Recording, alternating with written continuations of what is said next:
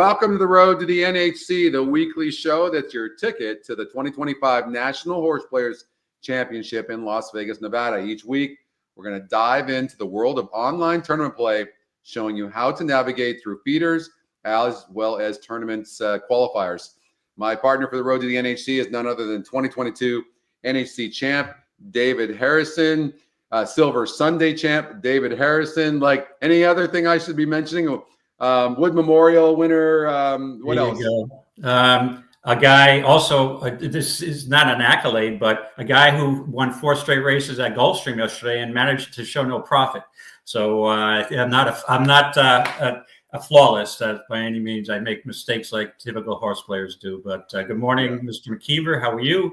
I'm doing good.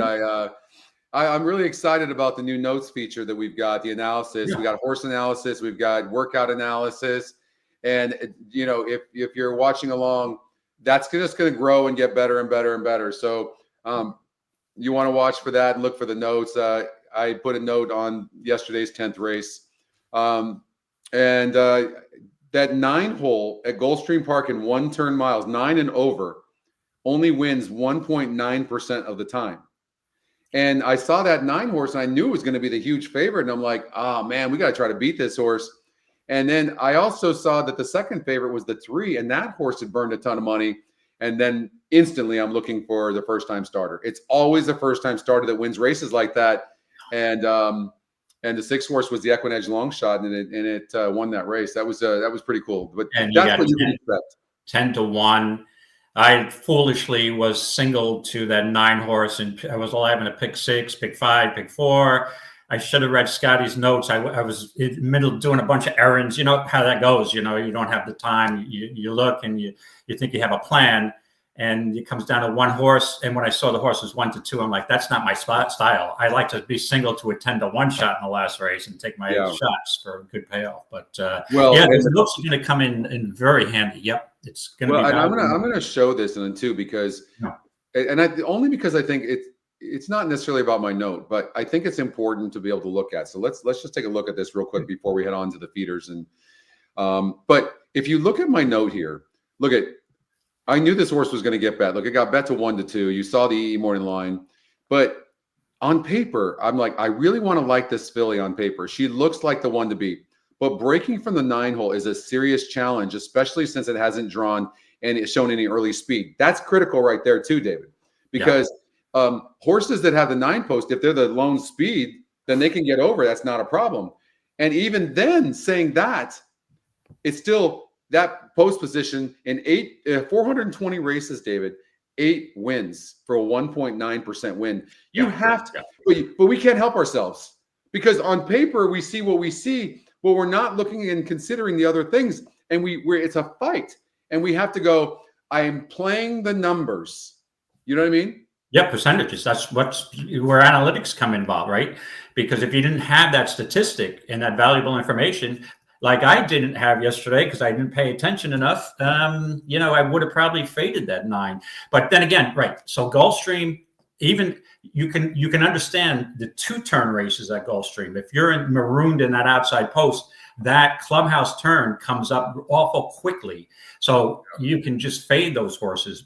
But then 1 turn, you'd figure, the outside post shouldn't be too bad. Like at Aqueduct, I know you guys did the show yesterday. I don't believe that having an outside post in that chute at the 1 mile course at Aqueduct is really a disadvantage. I'd rather have the 10 or 11 than the 1 or 2 post, to be honest with you. And last year, the Cigar Mile at Aqueduct was won from the 11 post wire to wire. But you do need speed. That's the thing, right? So each track's a little different. So that's valuable information. The more I've been studying up on tracks, because I've been trying to get my game my handicapping to evolve, the more I realize how important tactical speed is. Mm-hmm. No matter what race you're looking at, whether it's dirt, synthetic, whatever, if you're going to be relying and really looking for horses that are closers as your key horse, you're going to be in big trouble. You're not going to be a winning handicapper. Look at Sierra Leone. That horse is just a really, really solid horse, puts in an effort every time, but the pace is against that horse so many races. So positional tactical speed is so important in this game, and it's evolved over the years. Speed is more prevalent in these races than it was years ago. You've got to be, in a lot of cases, horses that get out in a good position, put themselves in a position. Jocks put themselves in a position to win. Some jocks look at a racing formula. There's a ton of speed. I'm going to rate back. We're going to rate. There's going to be a speed duel. 3 or 4 trainers and jocks tell her, have the same plan, and then somebody goes wire to wire. So that speed is valuable, because once you're in the lead or have positional speed, you're not getting in trouble. With all things being equal. Exactly. You won't have that traffic, the issues. You've got to wind through. You know how it goes. You want to be on the front end or near it to avoid those, to avoid chaos. You know what I look for, because there's less variables in sprint races and there are 2-turn races or 2-turn races, let's just say, is horses that have a good post position, or even if they have the 7 post and there's 9 horses, but the 2 outside horses don't have any speed. Horses you just know are going to get a really good trip, and then they've got 1 or 2 other metrics that are close to the top. I love looking for those types of horses. I really do, because you're visualizing the trip. I know I've been saying the last couple of weeks, but I've really become I've added trip handicapping to my game as well. And the reason is, how many times do we see a horse that was the big favorite and lost by 20 lengths and then comes back and goes off at 5-1, 10-1 and wins its next race? Because certain races just don't play out well depending on the horses that are in the race. You've got droppers. Maybe you drew wrong. Maybe you were in between horses.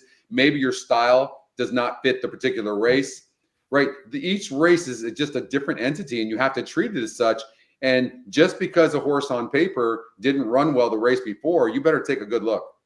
Yeah, that's why it's, for me as a horse player, it's so valuable watching replays. Okay, now a lot of it gets a little boring because you have to go back to races you're not playing and just watch if you see a trouble line. I'd rather look at the trouble line rather than see it on paper. So if I see somebody with a trouble line, I'll watch the race. And I'm like, hold on a second.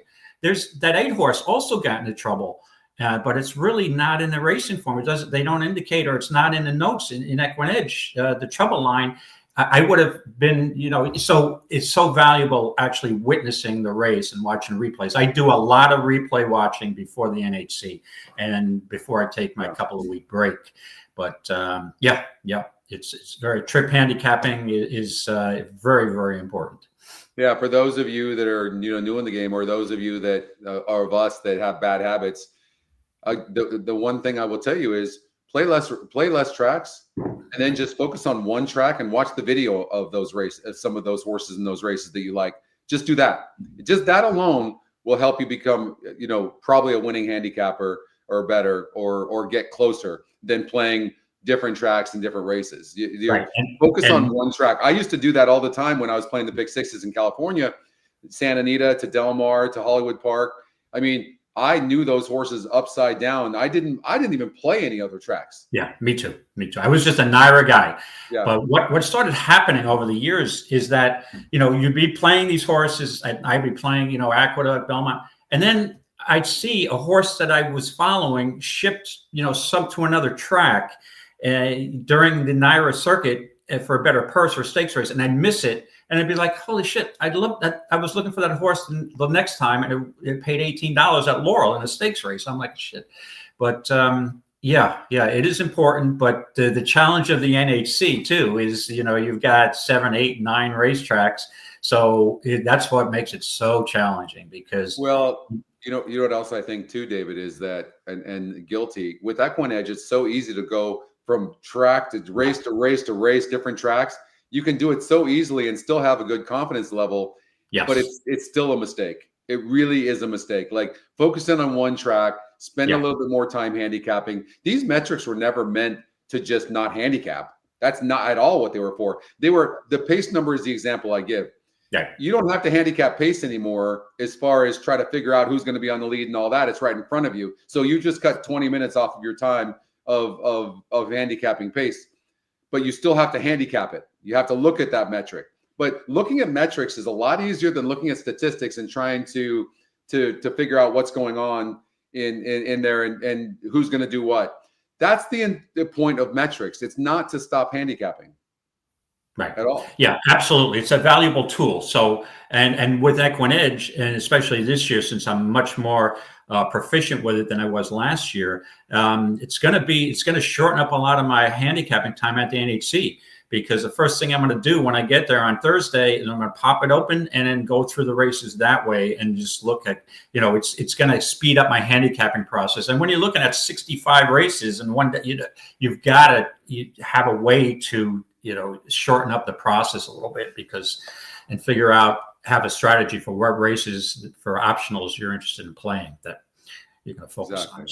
So the theme of our show, guys, is we are covering the feeder races. So essentially it's $18. So if you go to, let me put this here, horseplayers.com, you'll see right here for $18, I believe. Or is it $25? Did they raise that? 18. No, 18. The 25 is probably for the 210 qualifier tomorrow. So it's right here on top. There it is right here. So essentially, it's races 1 through 3 at Tampa Bay Downs and races 2 through 4. Get an NTRA account. Go to NTRA.com. Get an account. It's $50 a year. Become a member. And now, for little amounts of money, sometimes even have free events, you can play and try to get into the qualifier. So that's what we're going to try to do here. David and I are going to go over races 1 through 3 at Tampa, races 2 through 4 at Aqueduct. And for $18, you can sign up and have a good time with us. And you put in your top place. It's as simple as that. We'll show you what you should be looking for, strategy, things like that, and how we look at things. It's $18 to do that. Now, if you get by there, is it the top 15% or 10%, David? 10%. The top 10% of people will get into so highest mutual, essentially, highest payouts, total dollars earned, mythical, of course. And you would take that money and well, now you get into the qualifier, which is $75 on Fridays, and you don't have to pay the $75. That's the hope. If you don't make it, then you can pay the $75 and get into the qualifier. Now, if you finish in the top 2 or 3, depending on how many people, that's where you can get into the NHC in Las Vegas, Nevada, and meet David and I, because we will be there, both of us, with 2 entries apiece. We are there with 2 entries, and I'm really looking forward to it. I'm starting to get mentally prepared already. And let me just clarify one thing. It's more than 10%. It's 1 for every 5 entries. One qualifier for every 5. So right now we have 90 entries, and probably at least double. So 1 for every 5 would be 20%. 20%. Yes, correct. Yeah. Okay. So 20%. What's up, Kent? What's up, Jay? Mike in the house. John, what up, Wiz? And Dave. How are you guys? Welcome back, Dave. Yep. Good to have you back. I'm sure you had an epic time, and we're all jealous, believe me. And we were watching your tweets. David does such a good job. Okay, Dave, you ready to go and handicap? I'm ready to roll. We had a little break. It's the Thanksgiving week break, and I'm coming in fresh, and usually that's a good thing for me. So let's get it rolling, my friend. All right, let me get you guys all on the screen. Let's run this race here at Tampa Bay Downs. This is called the race simulator, and it'll give you all the calls. You can see first call, second call, third call. The stretch is the 4th call, essentially, or it's in the stretch, and then you got the finish is the 4th call, essentially. I believe this race, or is 8.5 furlongs 5 calls, essentially. It might be 5. 5. Yeah, I think it's 5, isn't it? Yeah.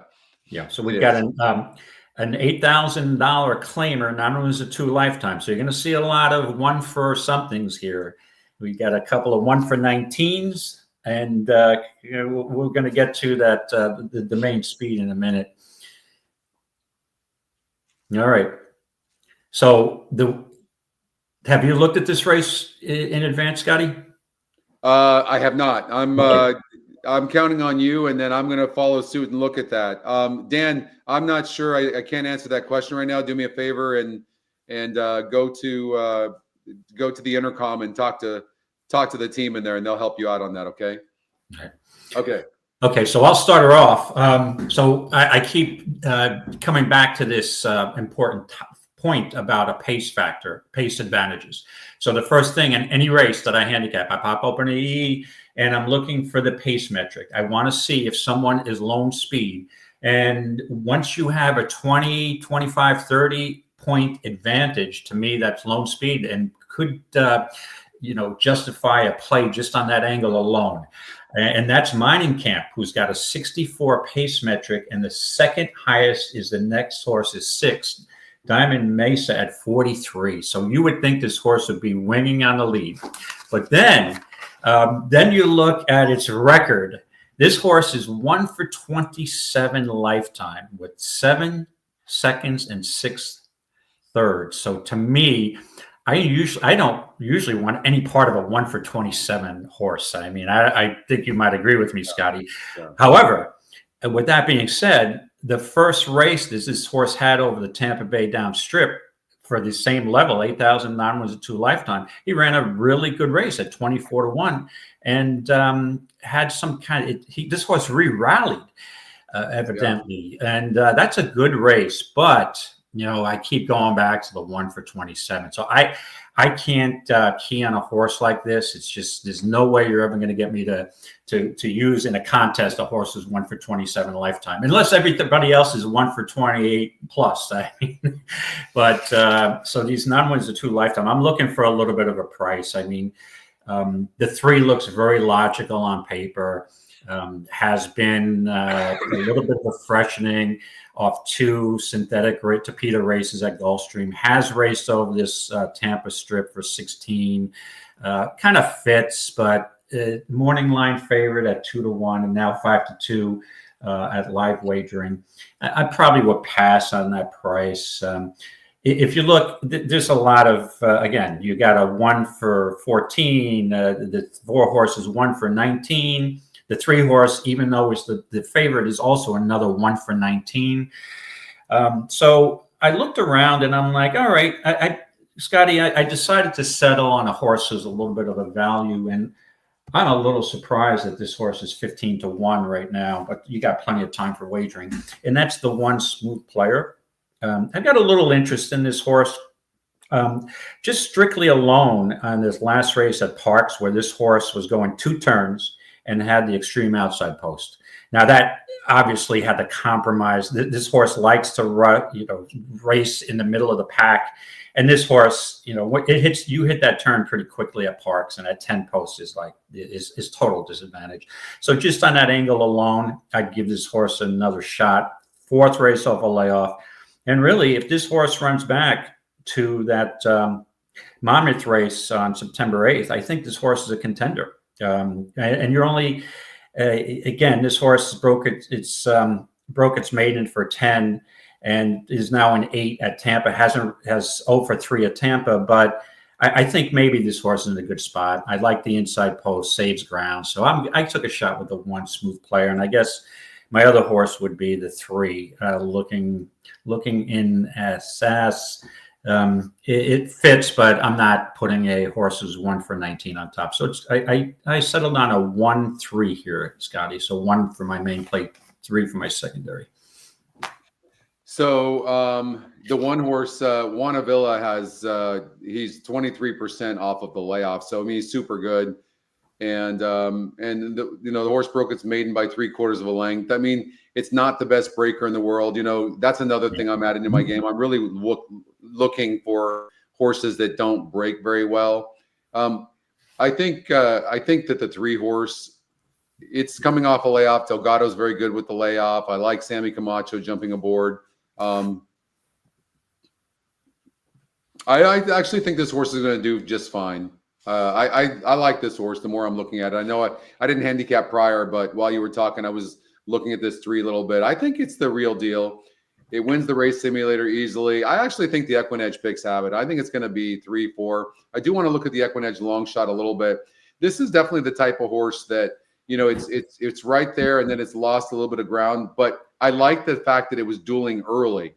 And so if the horse can relax a little bit, I think the 5 horse, because it's only had 12 lifetime races, can run good. So I like the EquinEdge picks. I'm gonna go with the 3 though.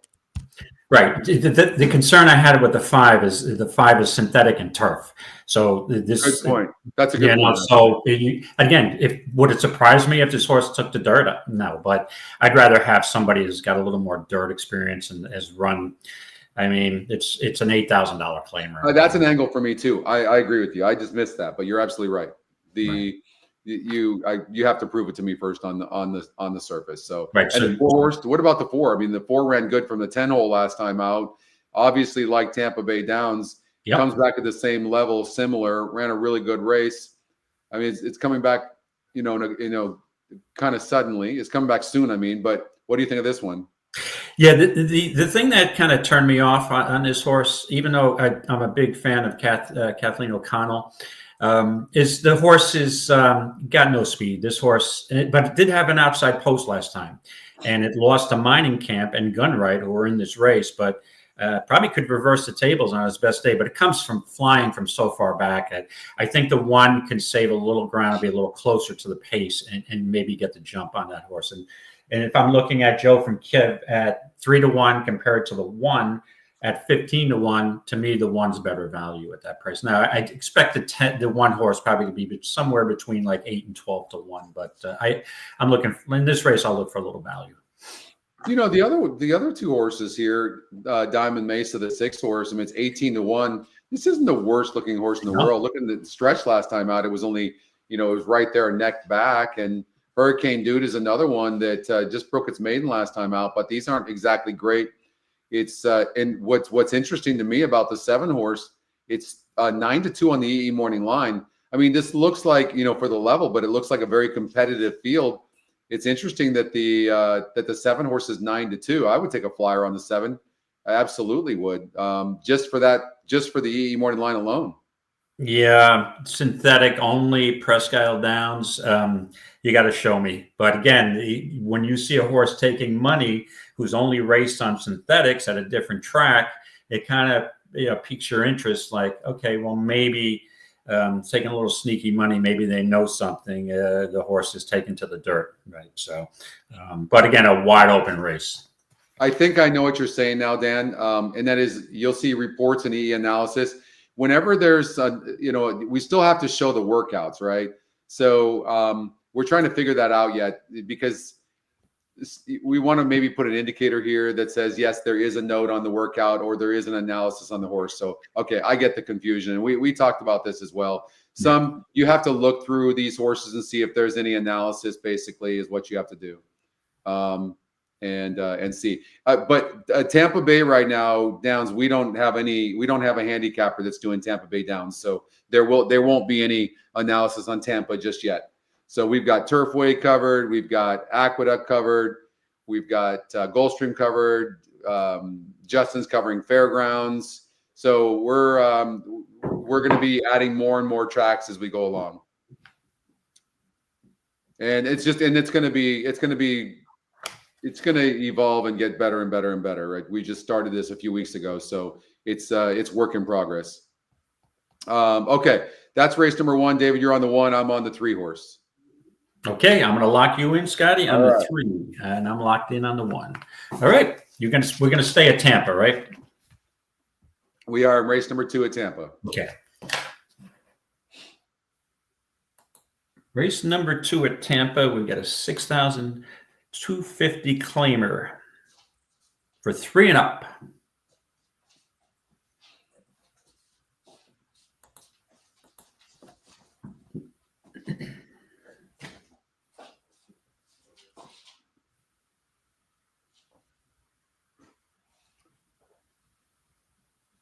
Okay, we're looking at we got a close finish there. The 6 horse the 6 horse is carrying them a far away. In fact, the 6 horse at the top pick is also a price play. I mean, it clearly needs the lead.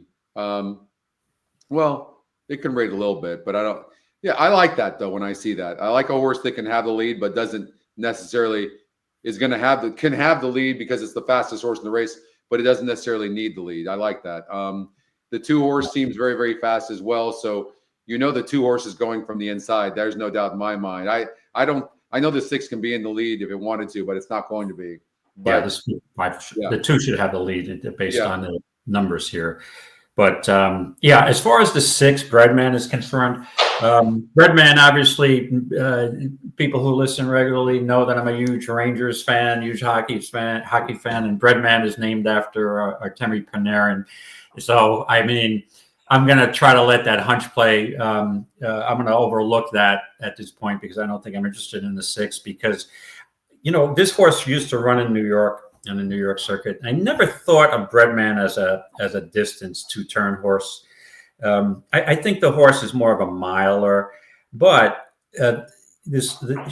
Breadman did go wire back on October 9th, dropping into the lowest level the horse has ever raced at, a 5,000 beat claimer, and was claimed. And the horse had a clear lead, easy pace as the favorite, a very easy race. And then the last race got off slow, a much tougher race at Churchill. The horse was at 98-1, totally overmatched. I don't know what to think of this horse. So I'm going to move on. I'm not too familiar with the jock. I know Mario Lopez has. They can spring some winners. The logical horse to me was the 5 Off the Meds. Claimed for 5, moved up to 7, 7,500 at Indy, and had a good race. Just came up with a rally, just fell a half length short. And off that race, has won 3 races over Tampa Bay Strip, so the horse can handle the track. So to me, in any horizontals, I've got to throw in the 5. Then I looked around. I'm like, well, is there any value? Can I find any value? And I came up with a value play that is also EquinEdge agrees with me as a long shot play, and that's Burning Man. So I will just say this: I'm not crazed about the horse because the horse has never raced at Tampa. But if this horse runs back to the race on November 10th at Gulfstream with its solid 3rd, and to me that's a much better field, it could win this race. The last race, it was probably. There was a pace. It looked like a paceless race. They went the first quarter in 25 at a mile on a dirt at Gulfstream. That is crawling for even that level. So it was 13-1, but now at Tampa, again, it has won 6 races. An 8-year-old horse. It might be a reach, but I'm going to take another value play here with 1 Burning Man. And I guess you'd have to use the 5 Off the Meds with my second place. So it'll be 1 looking for a little value, and the 5 is my secondary play. How'd you see this, Scotty? Well, I'm going to try to beat the 2 because we're looking at a horse that's never raced on the dirt before, and I know it's fast and it's going to have the lead, but I do have to try to beat this horse. I'm looking at the 6 and the 5. One of those 2 horses for me. Off the Meds, I agree with you. If you look, really, this horse is just not a great breaker. You see what we're talking about? Like, look, it breaks good here, and then look, it barely loses. Like, this is a thing. Like, you've got to break out of the gate good. It's 7 races, 37,000 earned over at Tampa. Let's look at the. Only 2 horses have gone this distance, and that's Off the Meds, who's got 2 wins. So this horse has got 2 wins in comparison to these. So you can get caught up in all the fluff and everything and this and that. But the truth is, like, this horse has 2 wins in 6 tries in a race that looks really tough on paper. I'm just going to go with the 5 horse. Okay, you go with the logical horse, yeah, and. Yeah, the 5 to me, you've got to use, and I'm on board with that. But again, I'll go for a little bit of value. I'll take the 1 over the 5. So, Scotty, I'm locking you in on the 5, and I'm locked in on the 1. All right. Okay, let's run this. Let's run this race here. This is race number 3 over at Tampa Bay. Okay, race 3. We got a 6.5 furlong race, an optional claimer for 12, between 8 and 12K. All right. Oh, we do have a scratch in this race, Scotty. Yep. The 2's out, Midnight Special. Scratch the 2, Midnight Special. Okay. So it looks like we got the 4 winning easily, right? Taking over the lead from the 3. Dude, I wouldn't bet this horse. I mean, it's burned so much money. I'm going to play the 7-5. I'm going to play this horse. The 7-5 on the E morning line, the EquinEdge long shot. I think I would have to take this horse for. Let's see. it'll probably get the lead as well. Let's see who's faster. So that, like, look, there's a lot of speed in this race. That 3 could show some speed as well. But I think I've got to go with the 6 horse who can sit a little bit off the pace. You can see it's rated a little bit. I like that horse a little bit. Let's just see if there's a true closer in here, because there's a lot of speed, and there really isn't. The 4 horse Hunter's Ghost, I mean, this one's not really shown the ability to be able to rate all that much too. So something's got to give. Like, which one of these horses is going to actually have the lead at the first call? Is it going to be the 3, 6, or 4? But the 5's got a little positional speed, Scotty. It does, and it doesn't really lose that much ground. Yeah, you're absolutely right. Like, this 5 could get a perfect trip, but again, we're looking at another horse that's, that hasn't raced on the dirt in a long time. However, the 5 has been again at Presque Isle on the synthetic, but if you go back to last March through May, was racing at Tampa Bay in a much higher level at 32 claimer, 16 claimer. And again, the odds reflected that this horse is overmatched at 61 to 1, 86 to 1, 55 to 1. Yeah. And I mean, on April 6th, that's not a bad race. This horse was pressing the pace at 86 to 1. It probably fits at 8 in this level. And it's an optional claimer. This horse isn't in for the tag. So this is where I landed. This horse has some positional speed. I like it. Really, it looks like the only horse in the race who's actually won over the Tampa racing surface. So 1 win, 2 seconds, and 1/3. So that's good enough for me. So coming back from synthetic back to Tampa, maybe the horse likes Tampa a little bit better, and has some good races though. Have some good races at Presque Isle. So yeah, I took a shot with it. I'm going to land on the 5 here, the second EquinEdge choice, get even. So it's 5, and my second choice, I guess, would be the 6, 5, 6. So get even for me, the top pick. I think I'm going to count on the 6 horse to get the lead. And because the 4 horse really is not that great of a breaker. And if you look at the first call, it's not usually in the lead, and it's burned some money because of that. And the 6 is a decent animal. The 3 horse is also not really a great breaker, and it's not usually in the first position. So for those reasons, I think this is a scary race for the 6, but the 6 is most likely going to be on the lead. Could go wide. Right. And then it'd be tough to catch the horse.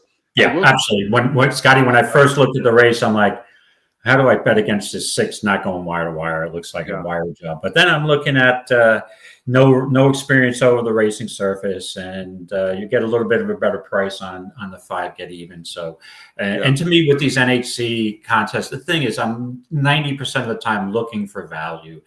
I mean, if I have to eat a chalk because it looks like a likely winner, I will. But in this case, I'm going to go with a little value again. So the 5 for me over the 6. I agree. Hey, Pat. Hi, Patrick. Thanks for joining. I think no matter what horse you choose here of the favorites, you're still going to get value, because the 3 is going to get bet, 6 is going to get bet, 4 is going to get bet. I'd be surprised if the 6 horse actually went off at 7 to 5, but maybe it will. Who knows? All right, let's get to Aqueduct. We've got Aqueduct 2 through 4 we have to cover. And the first race goes off in 33 minutes, so we're doing pretty good on time. Yeah, we're doing good. All right, second race at the Big A. Now, they canceled yesterday because of the wind, and it's been cold. So this is the coldest it's been in Aqueduct. So I don't know how this track is going to play. Usually when it gets cold, it could be speed favoring, but so I find just the opposite, David. You know that? Yeah. Hey, Mike. Yeah.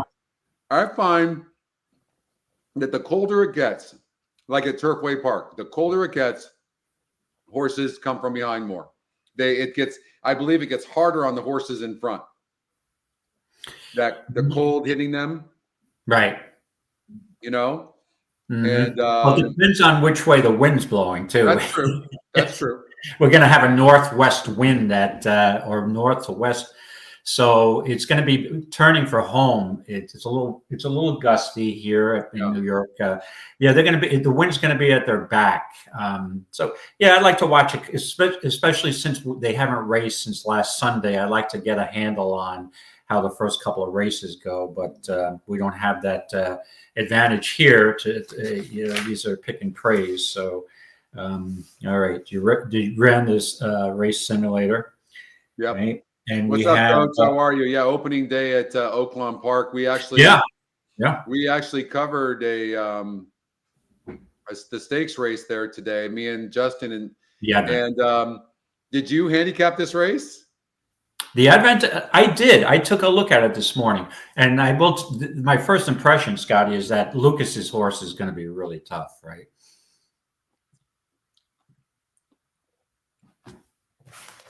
Am I looking at the right race? Innovator, the maiden. Innovator, yes, yeah. Off that I'll look at the company this horse has been keeping. You know, the thing is I mean, this horse has had clear leads. This was my note. This horse, look at a clear lead and still lost against a maiden field. You know, and here's the thing: the horse needs to be near the lead for its best. And Texas Creed, the Texas bred, is freaking fast and is going to have the lead, which means that the 5 horse is going to have to go very, very fast. It already stopped having an easy lead last time out. I don't like the horse. I think 3 Echoes sits a good trip on the inside and passes them all, I think, and finishes. I think the 2 horse, you might even get a price on that horse. So, you know, maybe 4 or 5 to 1, you might. We've got it set at 7 to 2, but I thought that horse, and then I was super interested with all these competitive horses in this race. How the heck is the 4 horse, the EE Morning Line favorite at 9 to 5? Like, it just broke its maiden. It did it impressively for Steve Asmussen, but maybe this horse comes right back and wins. I mean, I don't know. Like, yeah, Dave says that Lucas does well over. I'm still going to try to beat the 5 horse. For me, I'm using the 2 and the 4 horse, the EquinEdge second pick to the long shot. Yeah, I didn't trust 3 Echoes. I mean, this horse has had, since he broke his maiden in a first outing, I mean, pumped right up into the 2 stakes races at Saratoga, the Tremont and the Stanford, and an Innovator ran in a Hopeful. I just think this horse has had enough chances. 1 for 6, 5.5 maybe right up this horse's alley. But I would probably just, the only thing I'd play at Oaklawn here I'd probably just single the 5 in horizontals and move on. But we'll see. I'm not sure, Patrick. Do you know the answer to that? Was Lucas' horse the one that almost beat Barnes last week? I'm not sure. Yeah, I'm not sure who that second place finisher was. Yeah, Lucas can. Yeah, he can fire at. You're right, at Oaklawn a lot, and he puts his horses. He can get a little aggressive, so he put a maiden in the Hopeful. So it just shows you. And I mean, a horse it had a trouble. It didn't run awful. Yeah. I mean, so. Well, you didn't like this horse, and I get it, but look at the last 4 races: 70, 70, 74, and 72 on the SOR. It's been facing way tougher. And so, right? I mean, now this is a 62 SOR group. I mean, it just doesn't it just sit? You know, that's why you have to look at this stuff. You know, and then you obviously get a bigger oval as well. Maybe it didn't like Remington Park. You know, I don't know, but I mean, it last time out. It was squeezed. It had trouble last time out too, David. That's another thing too. You have to look at that trouble line, right? And it had trouble. And not only that too, like I don't think the horse wanted to go 7 furlongs. I think 5.5 furlongs is perfect for this horse, and it's going to sit a perfect trip, relaxed. It's got natural speed. Yeah, and here's the answer. So Innovator is the horse who lost to Barnes by a neck. Oh. So now I'm even on it more. So I don't even. Barnes is the greatest horse the best horse of all time. You know that coming forward, right? Is going to be the next flight line. So that's it. It's Innovator, and I'm moving on. That's it. And then let's see here. Oldie says, "Doesn't the Lucas horse look like it needs the lead?" I think so. Well, at the very least, it rated here. It did rate a little bit here, but. It's going to have to rate off the 1, Scotty. Yes, this Oh horse yeah, is not going to lead over Texas Creed. No way. No. But the thing is, no matter what, even if it can rate a little bit, let's just say it can rate a little bit. Texas Creed has one way of going, and that's as fast as possible. So Yes. that means Innovators, because of its style, has to stay close to that pace. And Exactly. but anyways, that's why I'm taking the 2 horse. This is an interesting horse here too. It broke bad 2 back, lost footing on the turf, and goes on the dirt. Peter Miller, the dirt. Horses 5-2. I don't know what to think about this horse, Kale's Angel. You? No, I'm not sure. This horse is strictly turf. Cutting back from a mile. I'd have to. This horse would have to show me a race on the dirt. But the one thing I'll add is my wife was over my shoulder when I was handicapping this race. She says, "You got to play the 3." She says, "So I'm locked in the 3. It's even though I'm singling the 5 in any horizontals. I'm putting in a wager on because she is always right. I'm always wrong, Scotty. My wife is right. Yeah. It reminds me of that race call over at Monmouth. Larry Coleman said Monmouth. Yeah. My wife knows nothing. My wife knows everything, or something like that. That was great. That was priceless. I actually was watching that race live on. Oh, you were? ABC. Yeah. I was just laughing my ass off. That was just a classic call. I mean, that was fantastic. Okay, let's get to. By the way, good morning, Oldie. Good morning, Oldie. By the way, did you look at Aqueduct race number 1? I'm sure you did. You always do. Can we maybe give a pick to the viewers out there? We can't watch the race, but we can listen to it. I'm always up to giving my best Trevor Denman. So. Okay. How many minutes do we have to post? Look at like this 5 horse. The race simulator is saying the 5's going to have the lead. It's interesting because it's got a 28, but let's see here. First call. Oh no, the 2's going to have the lead, but the 5 horse, maybe the 5's a player. For some reason, hold on a second. My EquinEdge is locked up. I can't get to the metrics out. All right. What's happening? It's interesting because the 5 horse, the workouts are really good for these connections. Super interesting. I think the 5's worth at 4-1, getting a little bit of play as well. And the horses that have run, the 2 and the 7 don't look all that. Yeah. 3 doesn't look all that. Like, I'm looking for a fresh face. And the 6 horse is getting bet hard, but why is the 6 horse 10-1 on the E morning line? I think the 5 horse is worth a flyer. Well, I think strictly why the 6. The 6 is the horse I would use, but I don't love the price, 9-5, and the reason it's being bet is Flying P Stable. That the owner there, he likes to wager on his horses. I bet he put his wager in already, so the horse should probably float up a little bit. But yeah, I would tell you that is a race normally I would pass, Scotty, but if I was going to make a play, I would use the first timer here for Bruce Levine. He's got New York Breds that he fires with first. He can win first time out. So hopefully it would go up, but I would be on the 6, Heavens Lee. All right, here they go. They're going into the gate. This maiden race, we can't show you the race for copyright reasons, but we can kind of tell you what's going on. We've got the race up there on the simulator. You can kind of see what it's showing. What's Chris saying? Add question. Are there any strip race books that allow a tablet to use the software, or would we have to go to the plaza? No, I think you can go to any race book and use your tablet. If I understand the question, Chris, I'm pretty sure. 6 horse is your favorite, David. All right. I got a buck says my 5 beats your 6. Okay. Okay. You're on. All right. I won't play a Randy Prasad first timer. It would be the first time. Okay. Oh, we broke last and second last. Oh man. Off to a good roaring start. And the 6 is like a mile wide right now. Look, tell me that. Look, they were both live. 5 horses, rank as hell, rushed up. I'll be watching that 5 next time out. I really like the way the 6 is running, though. He just, you know what? I really feel like they're giving this 6, like letting it cruise, do its own thing. Yeah. Right? I would look at both those horses coming back. But you can clearly see the 5 was live, right? Can you see that? Yeah. But I mean, he's going to peter out now. I think the 6 horse looks like a 2-turn horse, and they're just giving. Look at, he's not even asking him. Look at his arms. He's not asking the 6 right now.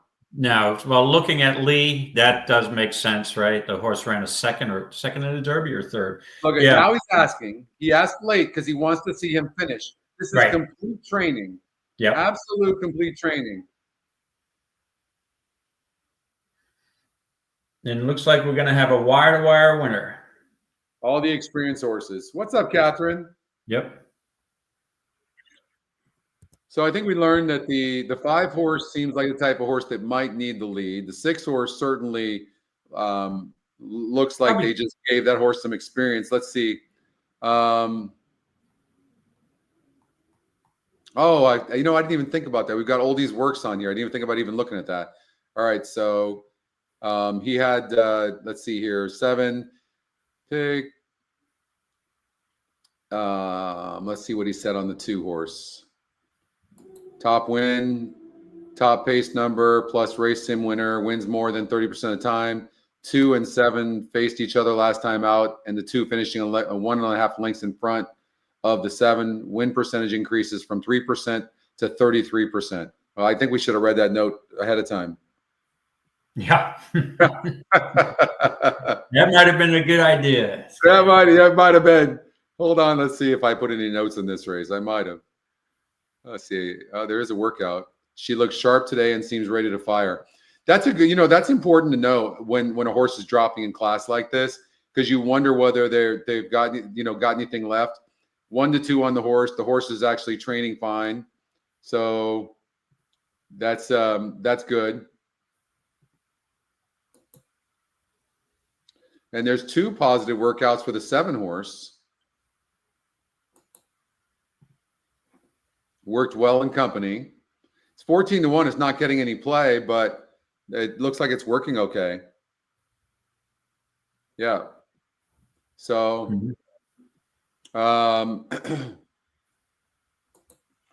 but let's see here. We have Tampa in 20 minutes. Let's handicap this race here, David, and then we'll. Yeah, Gulfstream. Let's do that. You know why? Because we can show the race, and I think we need, you know what I mean, and that'll be a good thing.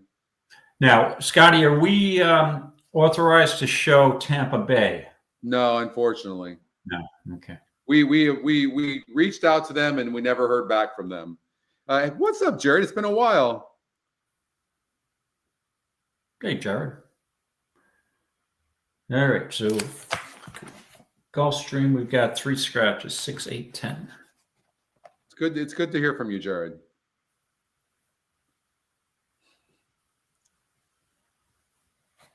Okay, so we've got let's take a look here. So here's a look at the horses. And then let's handicap this race as people are looking at these horses. The 3 horse here, it's a first-time starter, 1% number. I don't really see that. The race simulator has the 2 horse winning the race by 3.5 lengths, 3.25 lengths over the 4 horse Cam's Princess, who didn't run a bad race last time out on the stretch out. So clearly, and look at the GSR went up 10 points on that stretch out too. The win percentage goes up here and it's facing easier. I would imagine you're probably going to see this horse run another good race for these same connections, David. Yeah, we've got a 1 to 2 shot here, huh? The beach goes on, dropping from a maiden special weight to a $25,000 claimer. You know what? I was looking at when I put in these workout notes, I was looking at the 7 horse, and I don't know why it's in for $25,000. I think it might be Edwin Gonzalez jumps aboard, and I think it might be better than what we're seeing, because it was facing a decent horse in the workouts. who's been in maiden special weights, and it was running heads up with that horse. So I think this filly might be better than the 13-1 odds. Could be right. That's again, I'm not going to use a 1-2 shot with all things being equal, but the horse that I probably would have a little bit of interest in is maybe the one Friday afternoon. Brian Lynch's horse, dropping from coming from Kentucky Downs, a mile race. I mean, I'd feel a little more comfortable if this was a turf race, right? But Oscar Performance trying the synthetic. I think I'd go for a little value here. I would take a little shot with this one. It's just a game. Yeah, well, you're seeing the horse is dropping from a 54 SOR to a 40 SOR. I mean, it's a big drop, going up from 1% to 12%. GSR is about the same. It broke 8th last time out. Brian Lynch is 6% with first-time starters. With second-time out horses, he is 19%. So clearly, his horses need some experience first. And look, you can see. Look at. For me, when I look at this horse wants 2 turns, and you can see kind of by the pattern, right? It's like just straight. It broke from the 10 hole last time out. Let's see here. I mean, the horse wants longer as well. I think that it's the EquinEdge long shot. 7-1 right now on this horse. You know, it might not be a bad idea. Well, the 4 horse is probably a player too, but I don't know. There's the 7 horse might run a good race for a first time starter. It looked pretty good on the track. Yeah. First time starters going 2 turns is usually not my cup of tea. But and again, the issue is with the horse that I think has got some value here is first time synthetic. So we don't know how this horse is going to handle it to PETA here. But again, it's all about a risk reward situation, right? So I don't know how the horse is going to handle it to PETA, and but I'm getting 7-1. It's not like I'm taking 2-5 on a horse that hasn't handled it to PETA, even though the 2 who's 2-5 has raced at 5 furlongs on it to PETA, and had a trouble line.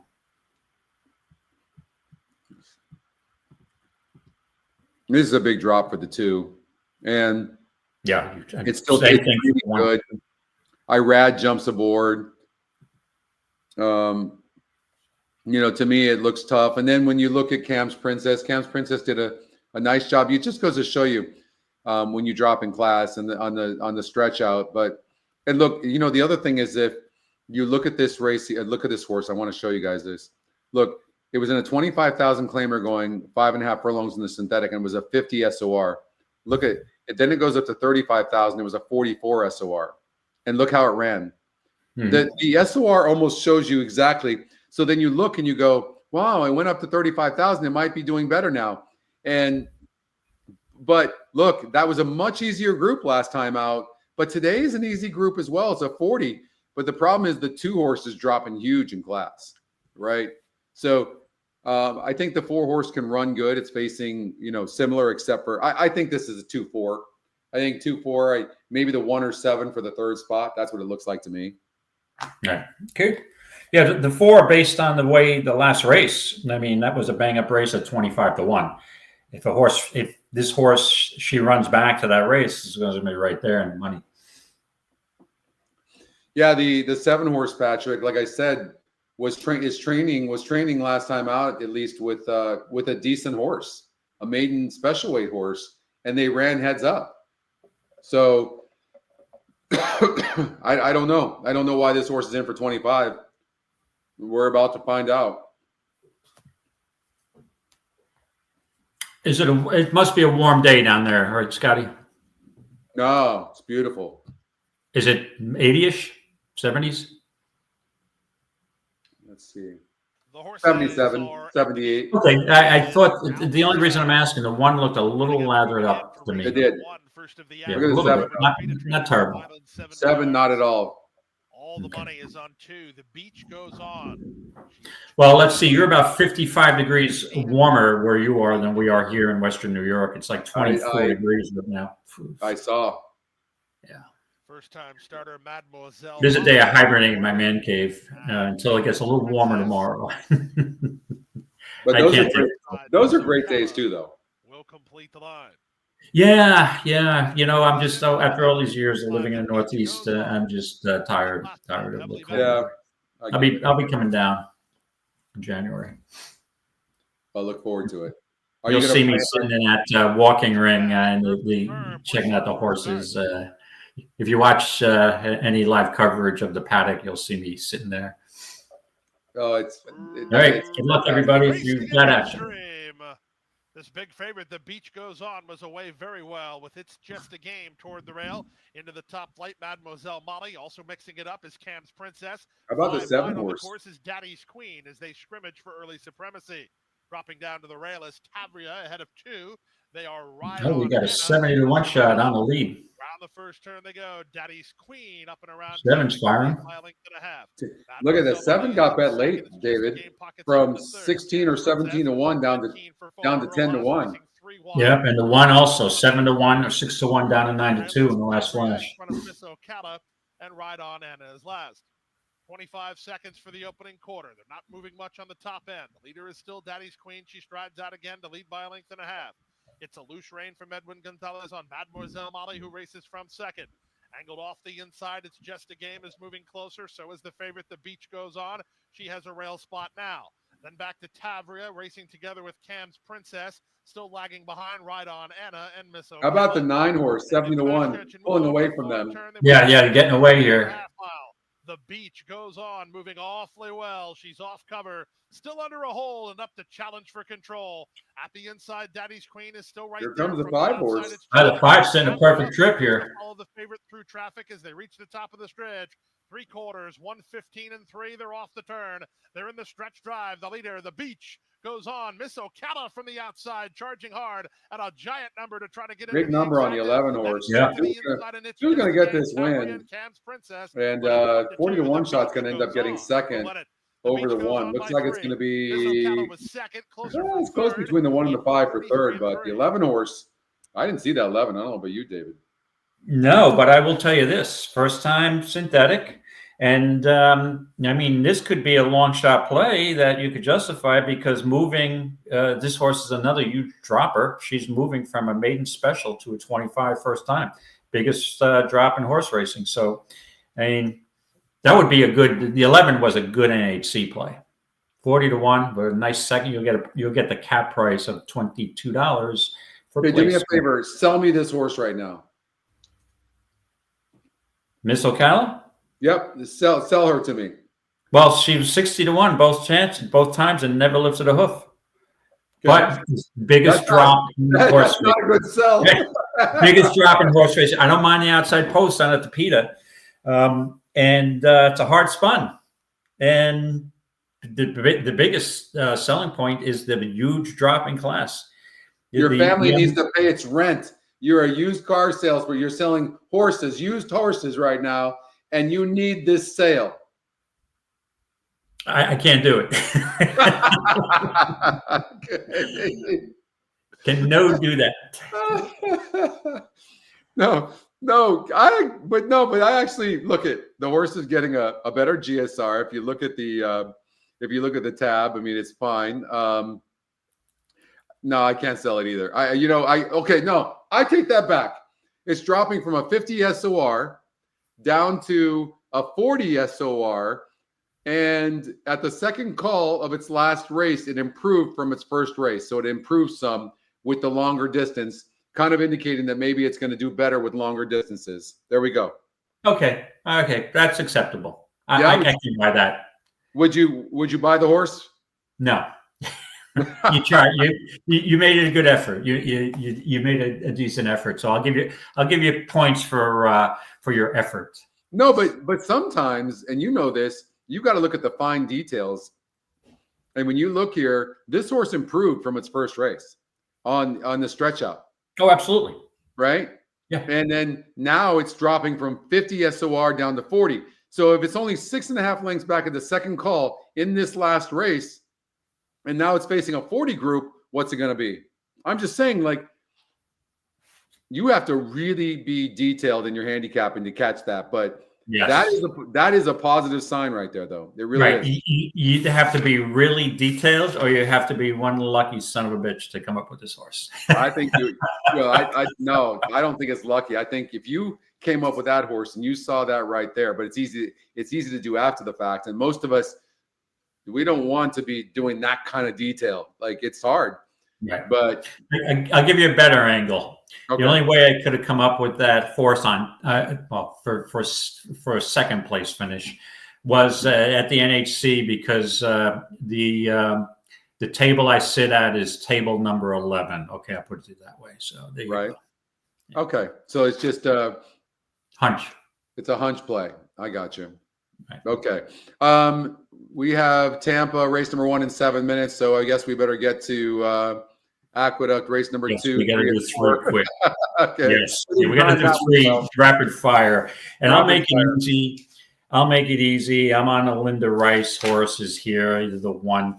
I'm looking for a wire job here. I know the forward move is even money right now, but I'm landing on play here. I think this horse can go wire to wire based off its last race, and watching the first race, a wire to wire job, even though you had 2 first timers get off slow, so you can't make any judgment. But I'm going to use the 5 here. There's no way you're getting 6 to 1, but that horse will be bet down.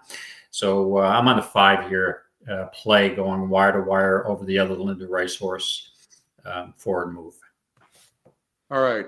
I'm going to take the 2 horse because I think there's going to be a lot of speed in here, and the 2 is going to catch him late. Okay, so Scotty's on. Hold it. You're on Screaming Uncle? Yep. I just want you to do me a favor. See. Okay. I want you to tell me who correctly pronounced the trainer's name. Begrug. Okay. That's good enough for me. I've never heard of these connections. And to be honest with you, I saw this early this morning. I was going to do a little research, or actually text a buddy of mine who used to be an assistant trainer down there, but I haven't had the time. So if anybody knows who these connections are, they're 0 for 3, but I've been playing Naira since the Hindenburg went down almost. And I've never heard of these connections. David, you do realize we have 2 races to cover in 4 minutes. Yes, let's go. Okay, go ahead. I'm dwelling on a train. All right, Aqueduct race 3. We've got a 1 mile or 8 furlong race on the dirt. Optional claimer, $80,000, and we've got a really going to be prohibitive favorite entry of the one Uncle Jim, and one-man team for Robert LaPenta. Brittany Russell on one end, Brad Cox on the other. They look really, really tough, but there's no way I'm taking a 2 to 5. No. I'm going with my Matoli, the 6 horse. Off the layoff, stretched out to a mile. That's a nice race. Again, I think this, after a bobble start, this horse stays at a mile. Just a race over the track. I normally don't love horses coming back first time, just breaking their maiden to the next condition. But in this case, Carlos Martin's barn is on fire, and you got a jockey change from Rivera to Liscano, so I think they may think they have a horse with ability. So I'm on the 6, my Matoli, over that entry. Connections essentially are the trainer and jockey. Yes, John. Okay, so David, you're on the 6. And I'm going to take the 2 horse. You're taking the 2, who is Cyclone State. Okay, that would be my 3rd choice. Yeah, it seems like those are the 3 contenders. All right. Race number 1 more. Okay, I'll make it easy. Okay. The lock of the day, the play of the day, horse can't lose, is the 5 El Grande. Oh, this horse was on the Triple Crown Trail earlier this season, racing in the Jerome, the Withers, and the Gotham, and almost won the Withers on going 2 turns on a muddy track. And came back in its last race off a layoff and prep race at 6.5, won that easily, and right back prepping for its next stakes race down the line. So to me, it's all the 5 El Grande O. Now you see why I took some value earlier on, because I'm taking a 6-5 shot here.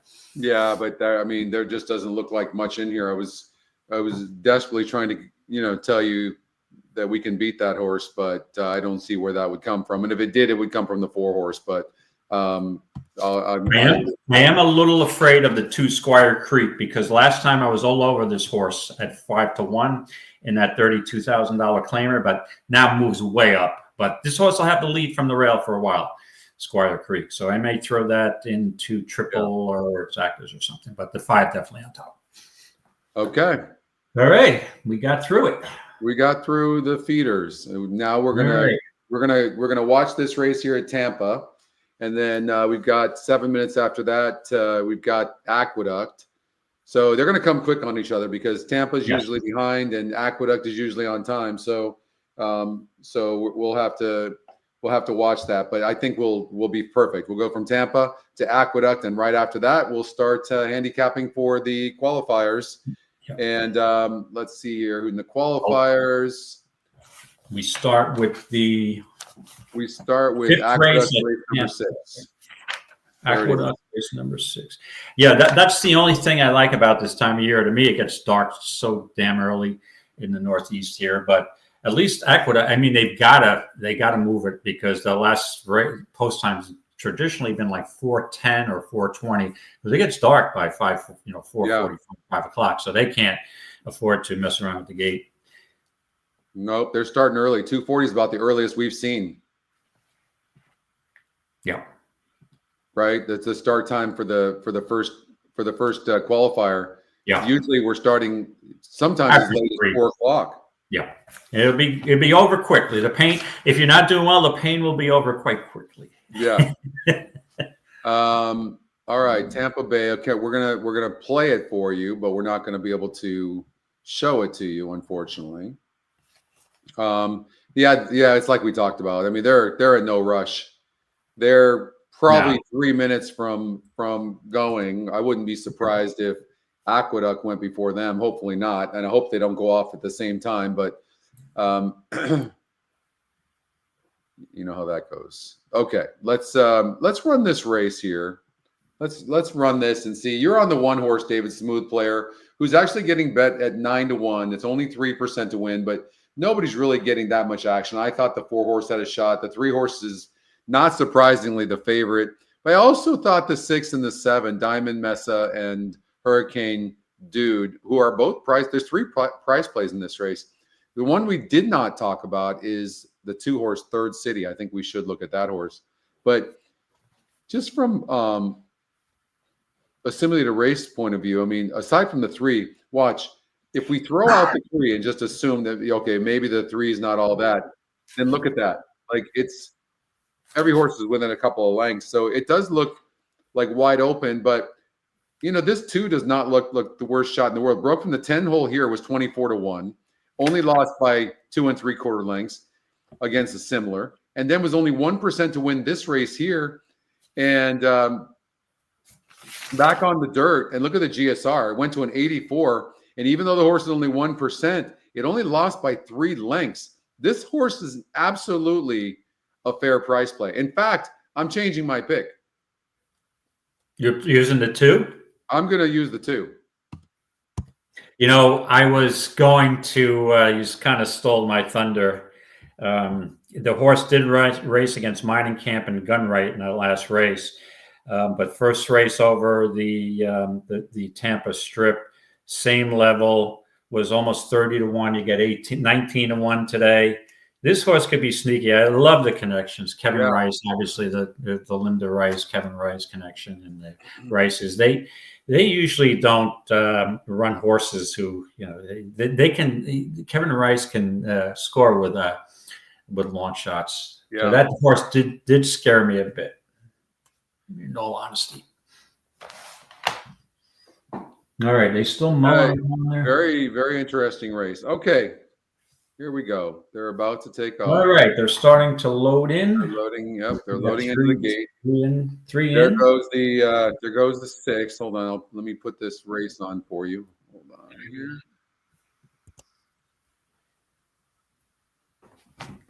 There we go.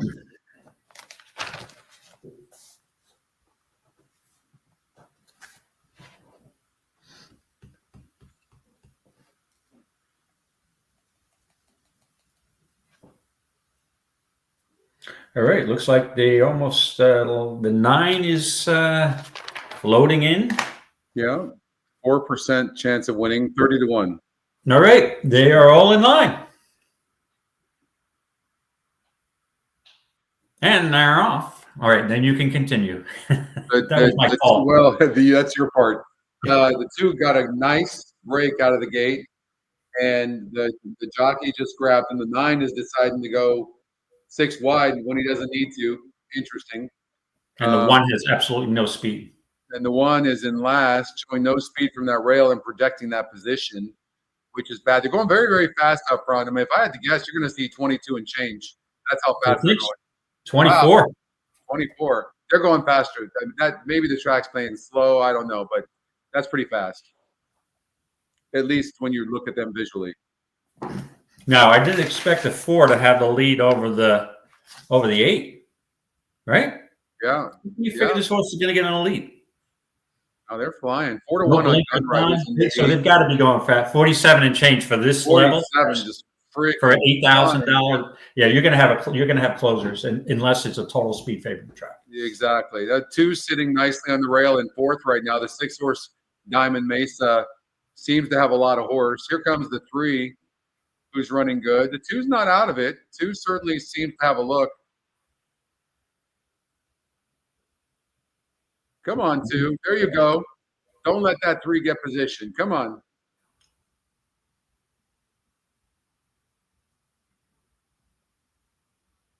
Come on, 2. Yeah, the 4's holding on here. Oh, here come the closers now. Now the 2's got nothing. It's the 3. Stopped. Look at this. I'll tell you one thing. This must be a really fast. It's got to be track. It has to be. 4-3.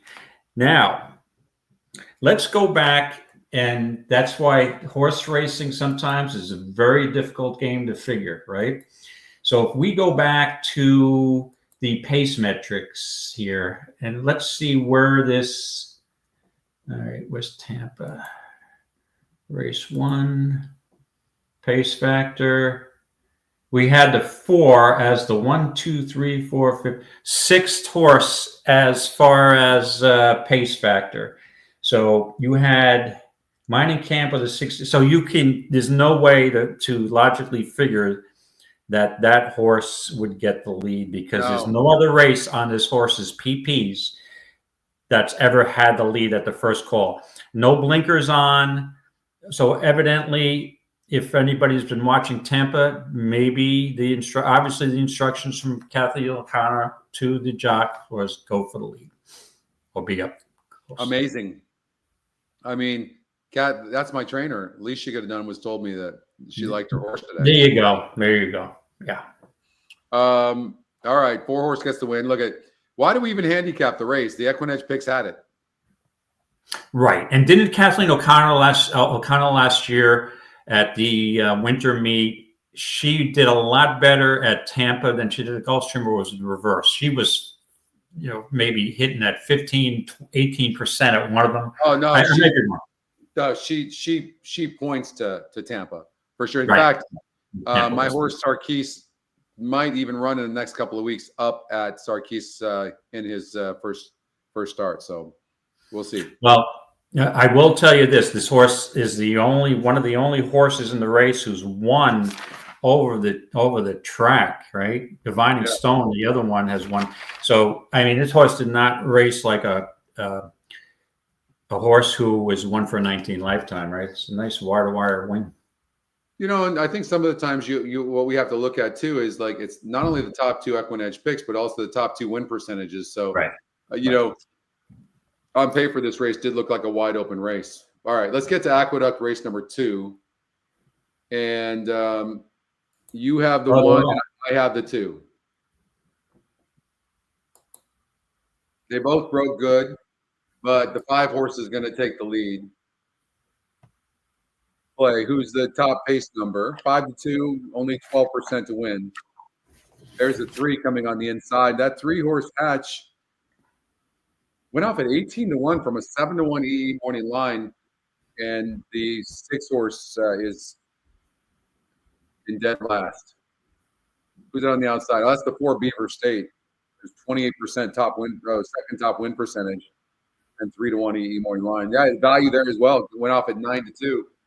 Yep. The 1's toast, David, and I think the 2 horse is done as well. Here comes the 6 making a menacing. I don't know. Is this 5 done, or I think the 5 is done also? The 5 is done too. Why are we going to come in last and second last? Yeah, exactly. The 2 Linda Rice horses. You're not catching this 4. Hatch is green as hell all over the track, but try. Yeah, no, Hatch usually runs kind of greenly like that.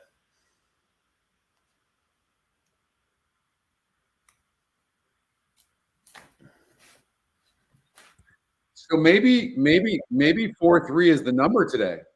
4-3. That's all we needed to know. What are we bothering handicapping for? I know. 4-3 is the number. Look at that. Right? Beaver State was the EquinEdge second pick, second top win percentage. The 1 never picked up its feet at all. And that sucks too, because there's no way you can see that on paper. How would you know that? How would you know what? How would you know that the 1's going to throw in such a poor performance like that when you look at this on paper? Mm-hmm. Right? And then the 2 horse for that matter as well. But the 2, maybe you could have pictured that with the 2.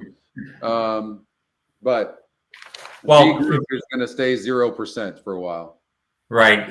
Well, I don't want to be a red boarding, but at 9-2, there's your value. That was off a 5-2 morning line, and off that last 7 furlong race that this horse won.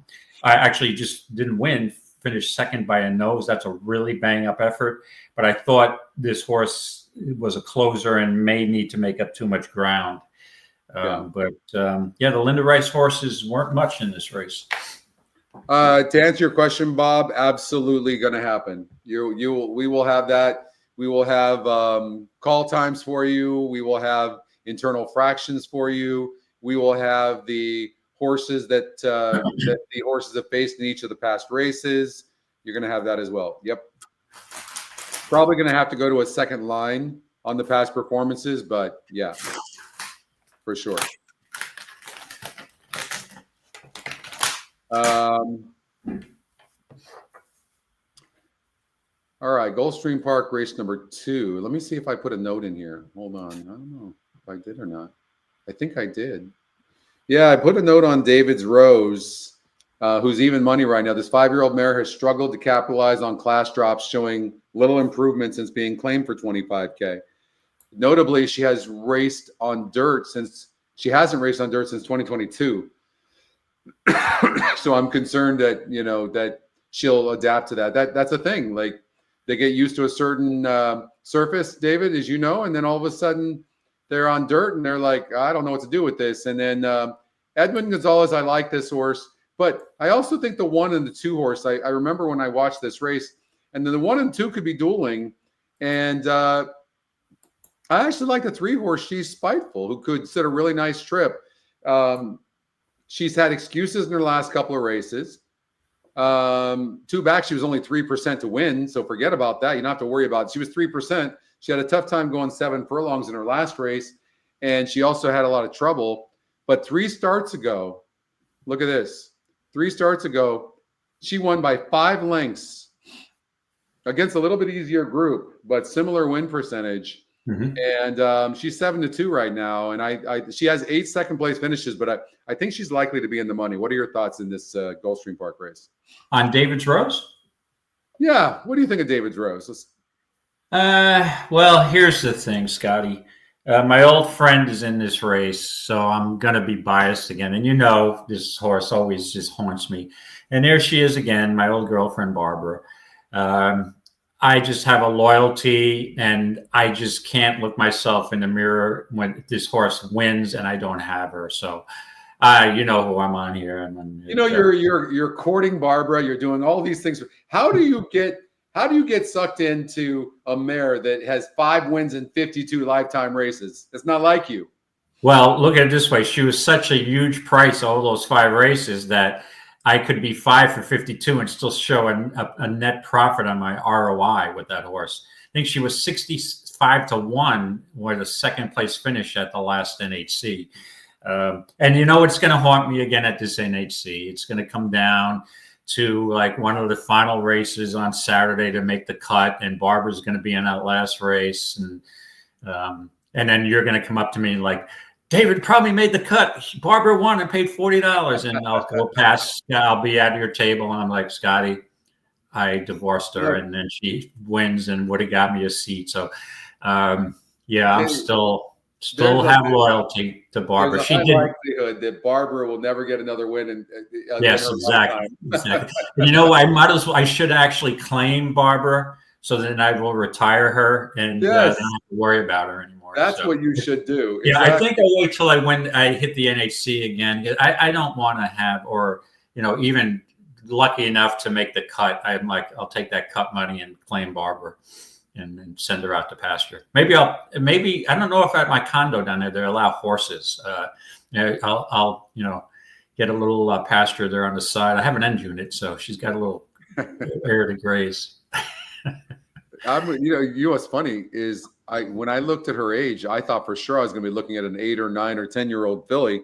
She's only 5 years old with 52 lifetime races. Right. They could give her a freshening and ship her up to. Actually, she's not a New York bred. I was going to say I could ship her up here to Finger Lakes, but she's not a New York bred. Yeah, listen, if you're going to give this horse a freshening, it's going to be a lifetime freshening. Yeah. She's going to win one day at a nice price. She always 9 to 1.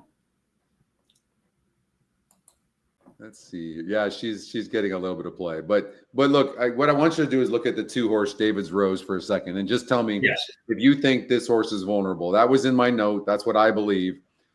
She's spiteful. The 3 horse is a horse I like because we always talk about forgiving races. Look, this is why we put the win percentages, the SOR and the GSRs in the past performances. The reason we do that is because if you see a horse that's 3% to win, then look to see if she or he outran her odds or her you know what I mean, her win percentage. And she was 12 to 1 that day. She was 3% to win. It was a tougher group than what's lined up today. And so throw it out. And Scotty, there's many question marks. This horse, to me, I'm totally on the same page as you. This horse is absolutely vulnerable. At 7 to 5, I don't want this horse at all. No. This horse, she's on synthetics, and now she goes back to dirt, even though she's won 2 races over the dirt. But why not, if she's that good, I mean, on the dirt, why so much synthetic? And I think she's better at 5, 5.5. Now she stretches out to 6 and never won at 6 furlongs. And if you pin me down, I mean, I would bet the 3 over the 2 if Barbara wasn't in this race. I think the 3 is more likely to win the race than the 2. And when you have 7 to 2 compared to 6 to 5, you know what the play would be. Yeah, I agree. I agree with you. I'm on the same page. You know, the 5-horse didn't have any issues last time. I went a little bit wide, but that was a much stronger group. And the time before that, it was 40% to win against 3 horses, 2 horses, other horses, and didn't do anything. Time before that, it broke bad and had all sorts of trouble and finished a little bit. Like, this horse has just really not shown up in the last 4 races at all. No.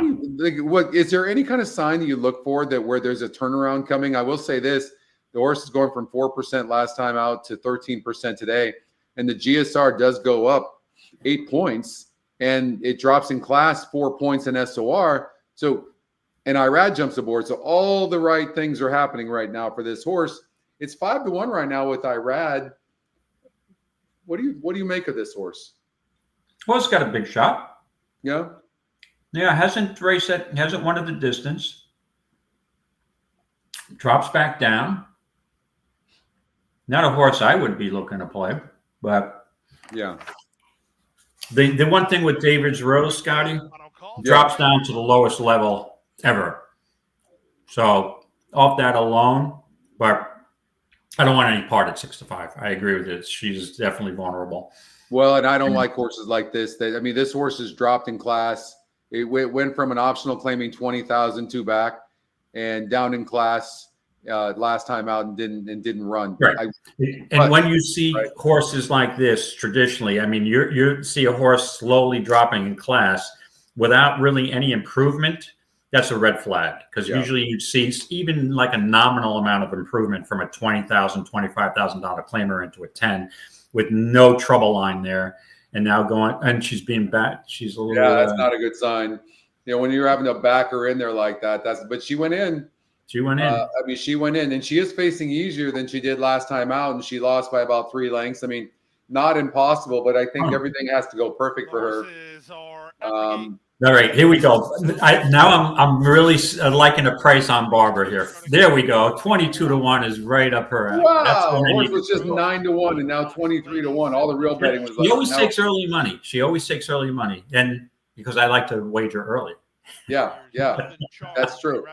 Okay, there's the 5 horse with Irad Ortiz, who actually makes a nice appearance. Like for me, I'm looking at the 3 and the 5 in this race. Lady will complete the line. All right, good luck, everybody. Barbara's going to eventually score at a big price. I think the most likely winner is the 3. There in the gate. I hope you're right. The 1 is fast. I imagine the 1's going to be on the lead with the 2. They're off. Good start at the inside for No Action, who heads off for the early lead. David's Rose is going to run with her, and these two race on. Exactly. The 1 can't let off. The jockey has no choice. He cannot let the 2 go. And he did. Together with Barbara, they're at the back of the field and out kicked a long way. And he did. This is a lively one early. They passed the half-mile marker. David's Rose dueled early by No Action, but she's 22 flat is fast. 22 seconds flat. No Action is on the chase from second, working 5 ahead of Foxy Lady, who's now third. Devon Charge is there fourth and still under a hold. A gap of 2.5 to She's Spiteful, and Barbara's at the back as they race to the top of the stretch. David's Rose threatening to blow this wide open. 1/4 mile left to go. David's Rose leads by 6. It's a confident-looking Edwin Gonzalez.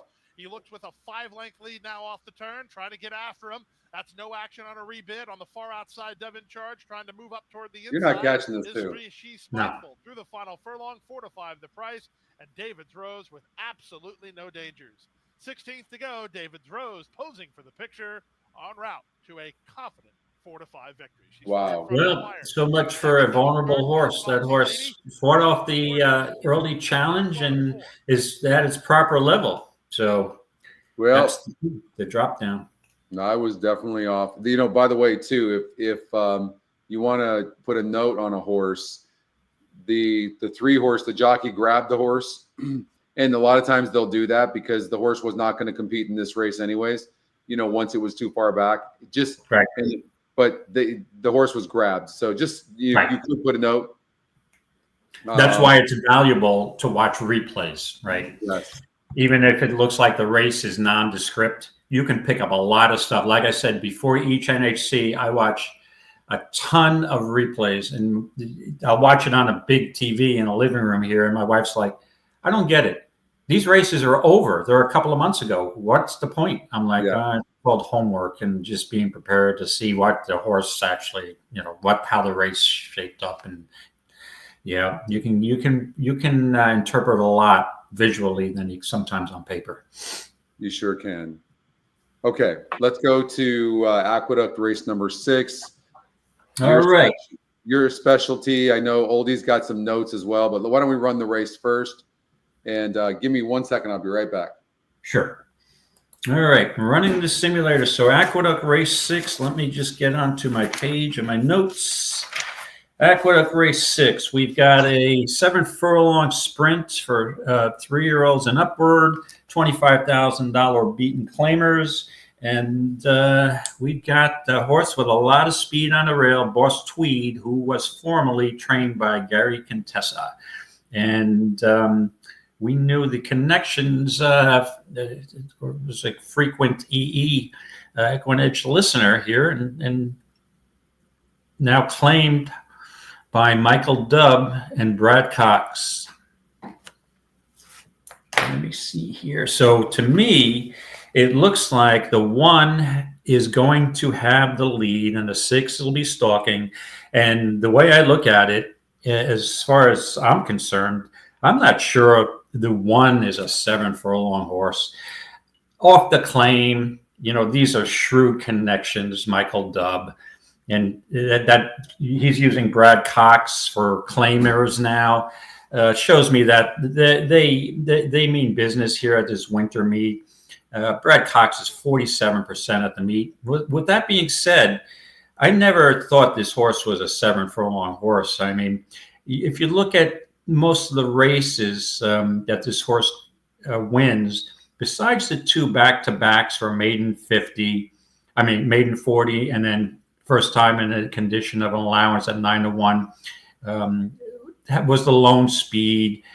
Did stretch out to 6.5 at Saratoga and barely held on. That's a good race, but I'm not sure that this horse really wants to go 7 furlongs, and he's going to be pressed by the 6. So the way that I see it, either the 6 is going to press the 1, and I don't see any scenario where the 6 can win this race without getting burnt out in a speed duel. So I think I'm off both of these horses. But Scotty, did you take a look at this race? I was just pointing out that the 1, Boss Tweed, wasn't formerly Contessa, claimed by Michael Dubb and Brad Cox. And how do you not leave this horse out of any horizontals, right? But I'm not sure this horse wants to go 7, and it's going to be pressed by the 6. Did you have any thoughts here? Have you? Yeah, looked? no, I didn't look at it. I'm yeah. Well, I'll feed off of you. Who did you like? Yeah, I was just pointing out that the 2 top picks, EquinEdge picks, assume that the 6 is going to stalk the 1. But I have no indication or no confidence in the 6 being able to stalk. The 6, the only 2 races this horse has won had a clear lead and was wire to wire.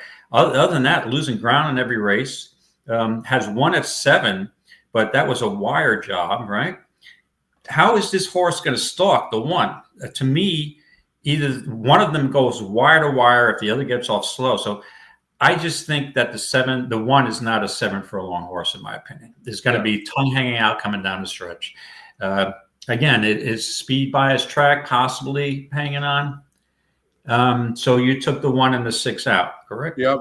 Okay. So I'm looking for a horse off the pace. Now, it has been, we did see, maybe it's an even track. So I don't see those horses. I see them dueling each other into defeat and setting it up for a horse that I like a little bit, which is Michelle Nevin's horse, the 8. Good reunion. Second race off a layoff. I love that angle with Michelle Nevin. She's second off a layoff, I believe. Let me just look at the numbers again. So that's this horse went 7. That's a conditioning race with an inside post. And in my opinion, it's almost impossible from this track to win at an inside post at 7 unless you're long speed. This horse has had a couple of race back in January at 7. That's a nice second. Has won 2 races over the track. Can benefit by stalking, getting a good outside trip, stalking these speeds. So I'm on the 8 here. Just looking at the stats. Hold on. Now, Michelle Nevin, second race back is 12%. Not a great number, and she's normally a 14% trainer. But I just think the reason I'm on this horse is because I'm against both the 1 and the 6. And the other logical horse would be the 5, Lots of Trouble. Again, another closer. Cuts back from 1 1/8. That horse did not want to go 1 1/8, in my opinion, and cuts back to 7. So that would be my second pick. So I would be 8 as my primary and 5 as my secondary. I'm on the 5 horse. I love the cutback. Throw out the race 2 back was never meant. That was way tough of a field. Last time out, that was a 60 SOR group going 9 furlongs, showed speed, now cuts back to 7 furlongs. and the horse has won. It's only started 7 furlongs and has a good record at Aqueduct. That's all I need to see in a race where I don't like the 1 and the 6. So I'll go with the 5.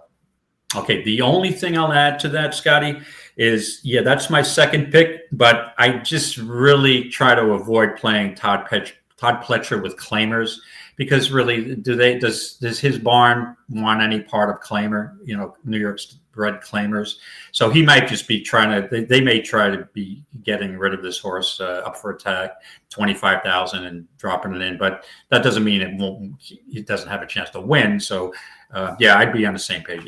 Normally, I would agree with you. I'm just saying, the 9 furlongs, the horse didn't want any part of 9 furlongs, and then it broke bad the time before that, but finished on the turf. And this horse wants dirt, right? So now they found the level and the dirt. They're not dropping the horse in for 10. You know what I mean? No. So normally, I agree, but I don't think that's the situation here. I think we could see an effort here. Right, and in retrospect, I mean, this horse could be a good claim at 25,000 because you got the New York bred conditions and the New York bred owner incentives. This could be a good claim. You got an extra 25K around. Well, I don't know if it's going to win today, but that would be the other logical horse. So it's either the 8 or the 5. So I'm on the 8. I'll lock you in on the 5. Lots of trouble. All right, that's 1 down, 9 to go. Let's look at. Are we going? We're going to go through the Aqueduct, race number 7 and 8. Okay, great.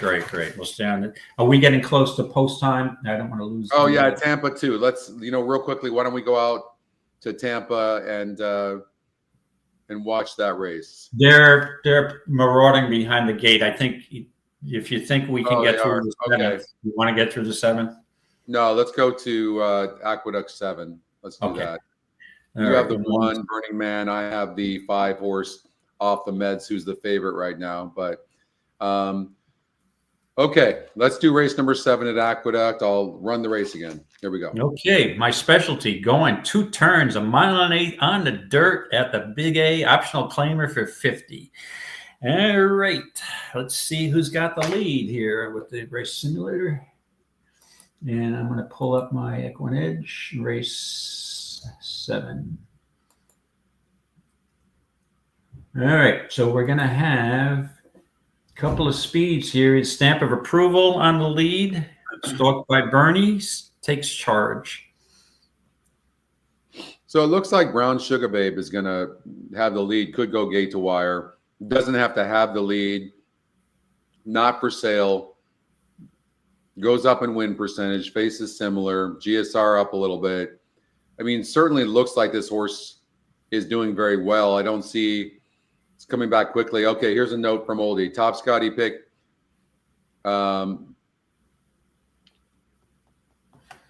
Matches to the E metrics. Top GSR, top 2 win percentage, top pace number or SOR, wins more than 10% of the time. I'm having a hard time understanding that particular note. Wins against similar in out of last 3. And who's that? Hold on a second. The 5 horse. Brown Sugar Bay. But yeah, I mean, you do have other speed. You have the 2's going to be gunning. And then you have, even though I don't like that outside post to get the lead, is the 6 Bernie takes charge, who basically went wire to wire last time from an outside post at 1.8 miles. Which was a surprise. So you do have a contentious pace. Personally, the way I looked at this race, Scotty, I just think with all the speed in here, now speed is usually very good going 2 turns at Aqueduct, but I think it sets up really well for the Linda Rice horse, Just Music. This horse now, and you get Cancel off and Lascano on. That's Linda's go-to jock at this point. And the concern is never winning at 1.8 miles, had a couple of bang-up seconds. But I just think with the right rating here, and this is a weaker field. She's not in for a tag. I just think this race sets up perfectly for the 4 Just Music. So that would be my single here, Just Music. And all these also win a Scotty top Scotty pick doesn't match the top of any other metric. They don't win in the high. Oh, I got you. Okay. All right. You have the 1. I have the 5. Not surprisingly, the 2 is the favorite, lukewarm at 2-1.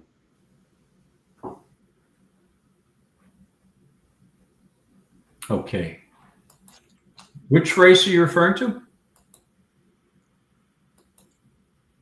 Tampa.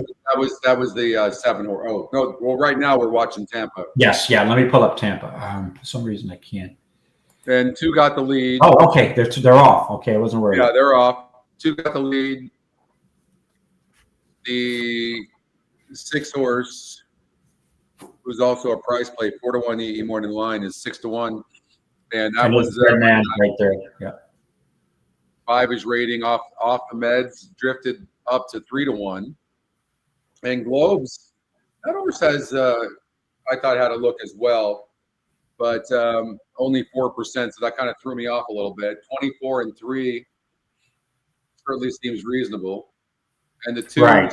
And the prior race went wire to wire. Maybe it's a speed fade. And again, it's basically the same fractions, a little under 48, 47, and 3. You would think they'd be closing, but they weren't closing in the last race. Closers made moves, but the speed held on. Anybody coming?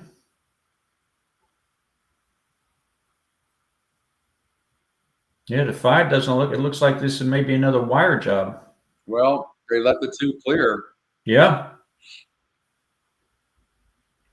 Well, speed is holding at this track. I think we're realizing. Looks like it is. Yep. And Globes has got a shot. Not going to get there though. 7 ran huge. Yeah, off this. 7 ran a huge race, wire to wire. 2-7. Really nice effort by the 7 horse. All right. Well, maybe we need to change our. I got to change my outlook. We got to watch the speed. Oh yeah, speed is definitely holding. Because we got 4 races to go at Tampa, right? So I got to take a look at my picks. Yeah. Okay. Sometimes that can change, though. Oh yeah, absolutely. Maybe have to call an audible today.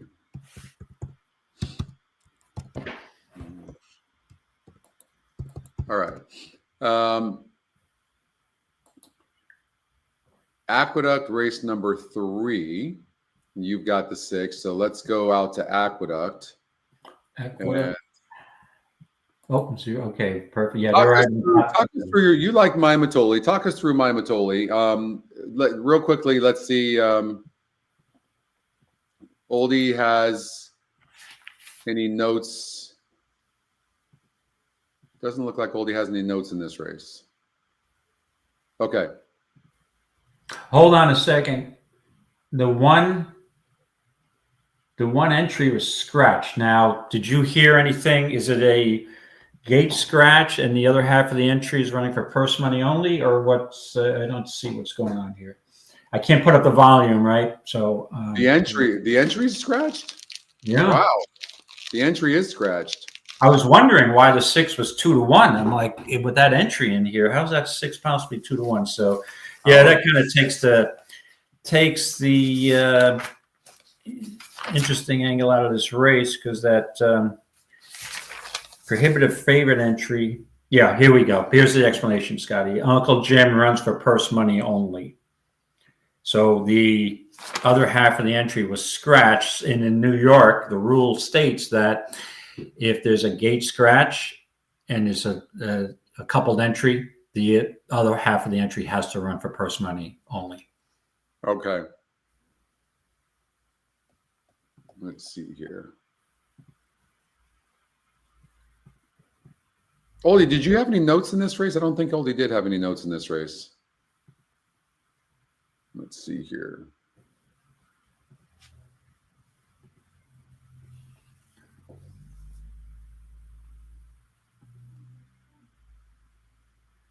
I'm in race number 4 now, just making sure that these notes didn't. Okay. Yeah. So it doesn't look like Oldie had any notes in this race number 3. Okay.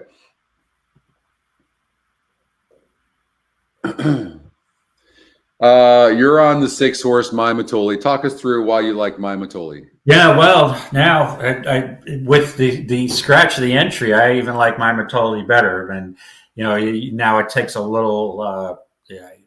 You're getting no price now with the scratch of that entry. I mean, this horse just impressively stretched out to a mile and had a nice win. Now you go from Louis Rivera to Lascano, who is also Carlos Martin's go-to jock.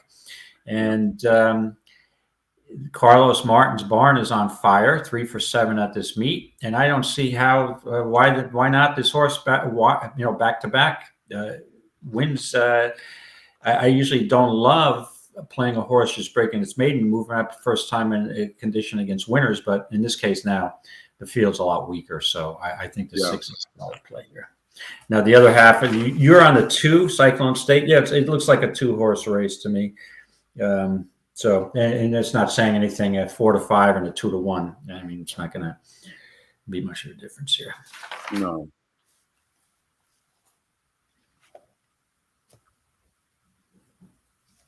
And you had a couple of long shots win earlier in the feeder. So I'm on a chalk here, and then I'm on, I think we're both on El Grande O, who's going to be really chalky. So it's hard to make up ground. That's the thing when you get behind in these feeders. Well, it looks like we got another scratch. And that looks like Matoli. That's the 6. Yeah. Wow, this race is falling apart. Yeah.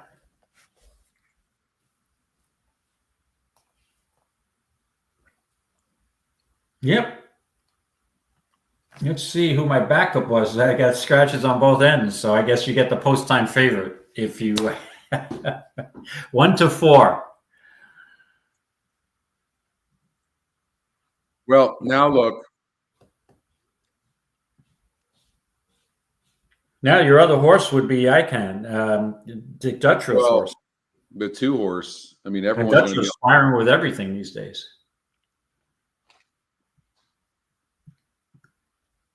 Yeah, it took this total steam out of this race, huh? Yeah.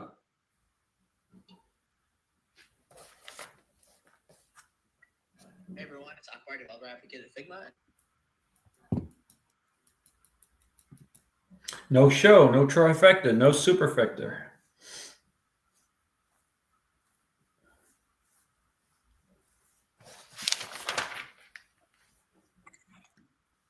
Well, I imagine we're going to see the 1 win, but it's not going to matter. So just a reminder, everybody, the 1 is not part of the betting.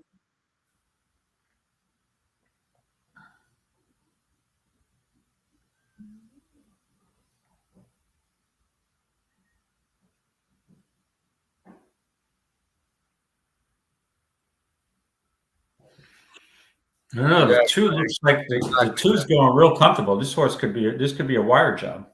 We'll see.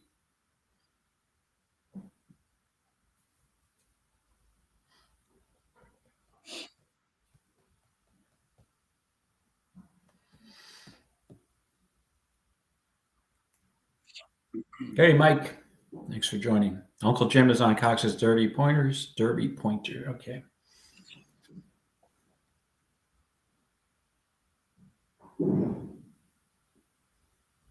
The 2's still holding on. That 1 is stalking. Looks like it may go right by it, but I think the 2 might have a little left in the tank. And here comes Dutro.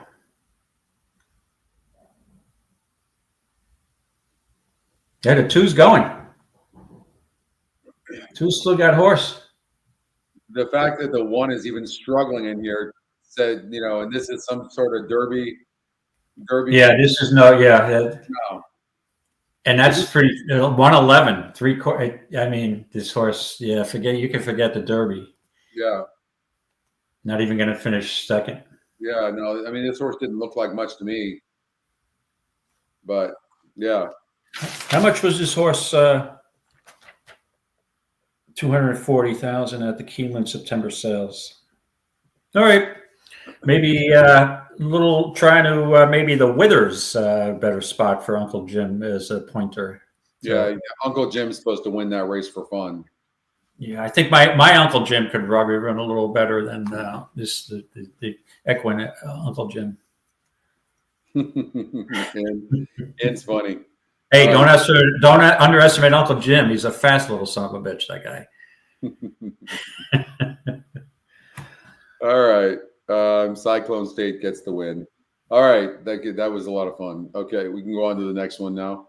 All right, let's get back to Derby. Yeah. race. Ohio Derby, Ben. Yeah. All right. I'm sorry, Scotty. We're back to race 7, correct? Yes. Yes, sir. All right, let's rerun this. Brown Sugar Babe is gonna win the race simulator. I think that this horse to watch, Fade to Gray, is very interesting as well. It's the top win percentage, but I don't necessarily. I mean, it is 9 furlongs, so the horse can find a way to get into position. So it obviously doesn't have to be wide. But let's see. I'm curious if Oldie has a note on this 7 horse. Let's see. Let's watch the finish of this race first.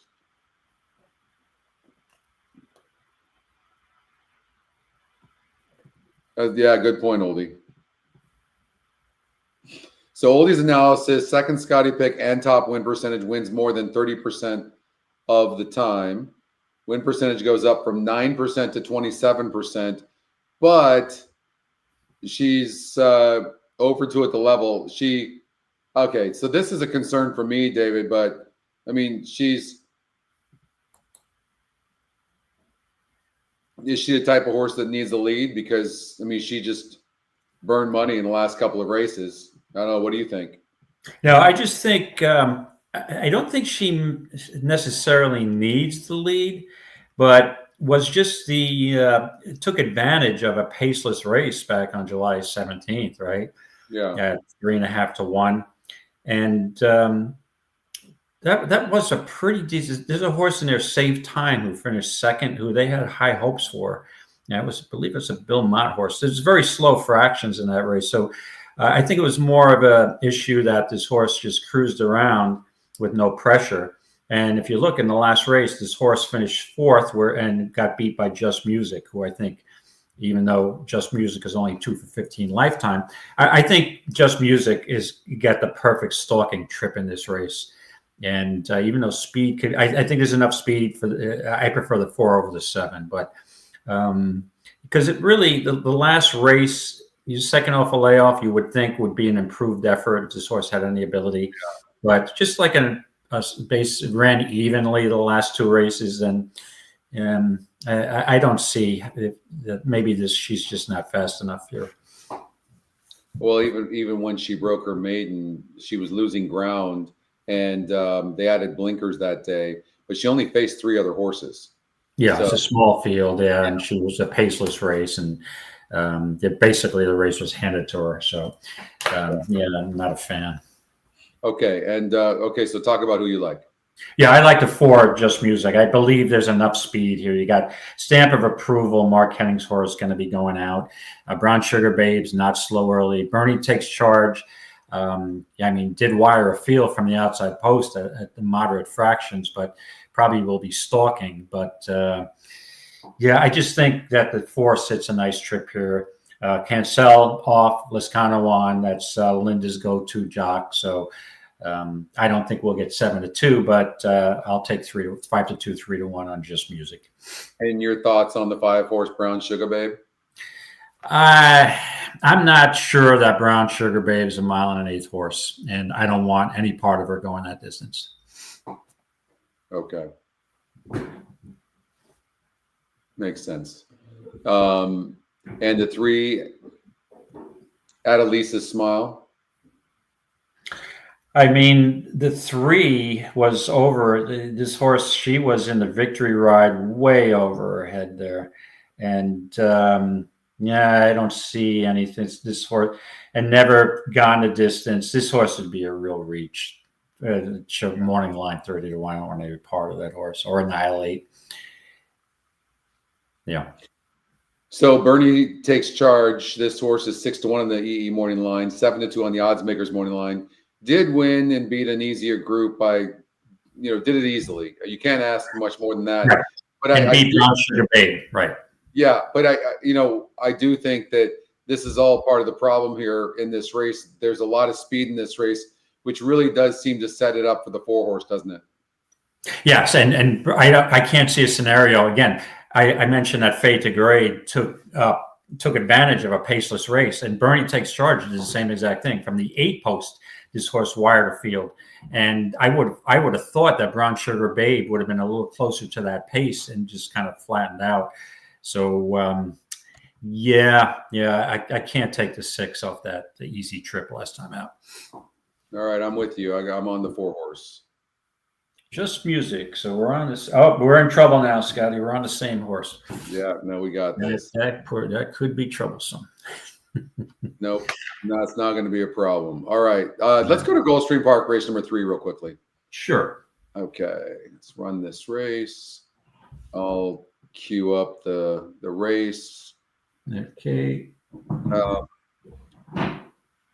Let's see. I don't know if I had a note in this race or not. Oh, I did put the 4 down. I must have liked the 4. Did I? Maybe I did like the 4. Insurmountable.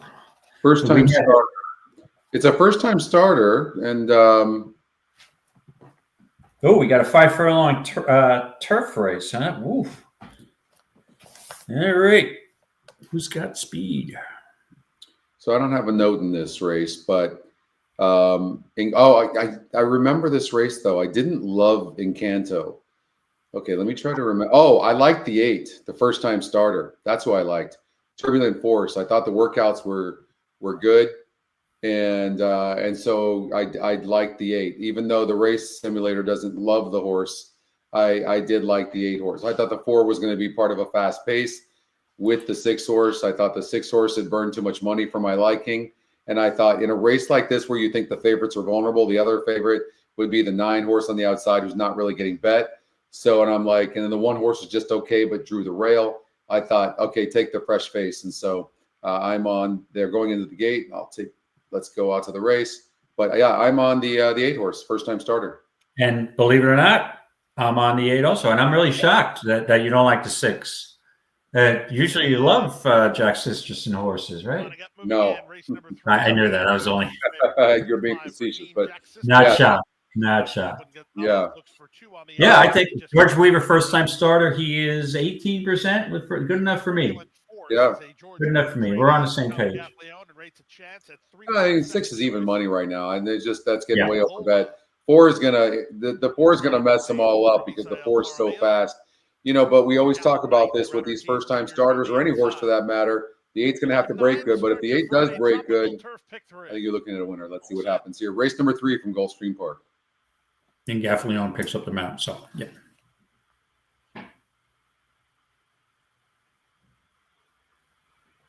I'd also say the 4 first-time turf sprinting, it could be dangerous with Castellano. 8 broke beautifully. In the middle, good speed for Insurmountable. Moving up on the inside, Davola is on the go. Splitting horses, Captain Eddie won't be far away. Far outside, Turbulent Force in the race to the half-mile point. It's Davola with rail position and the lead for Jaramillo in the run past the half-mile grounds. Up on the outside, Captain Eddie is. I really love how the jockey is just sitting on the horse right now. Wow, look at that! Look at that trip! Right? Oh, wow! I don't know. I don't believe that's true. 21 and 4. I don't know. 6 is but the 6 looks loaded too. Here comes the 5 horse at 80 to 1. I thought the 6 would go. 6 is being prodded a little bit right now. And I thought the 6 would go. Yeah, he's going to be in a tough spot on that rail. The 8 looks good. As Turbulent Forces made a narrow lead.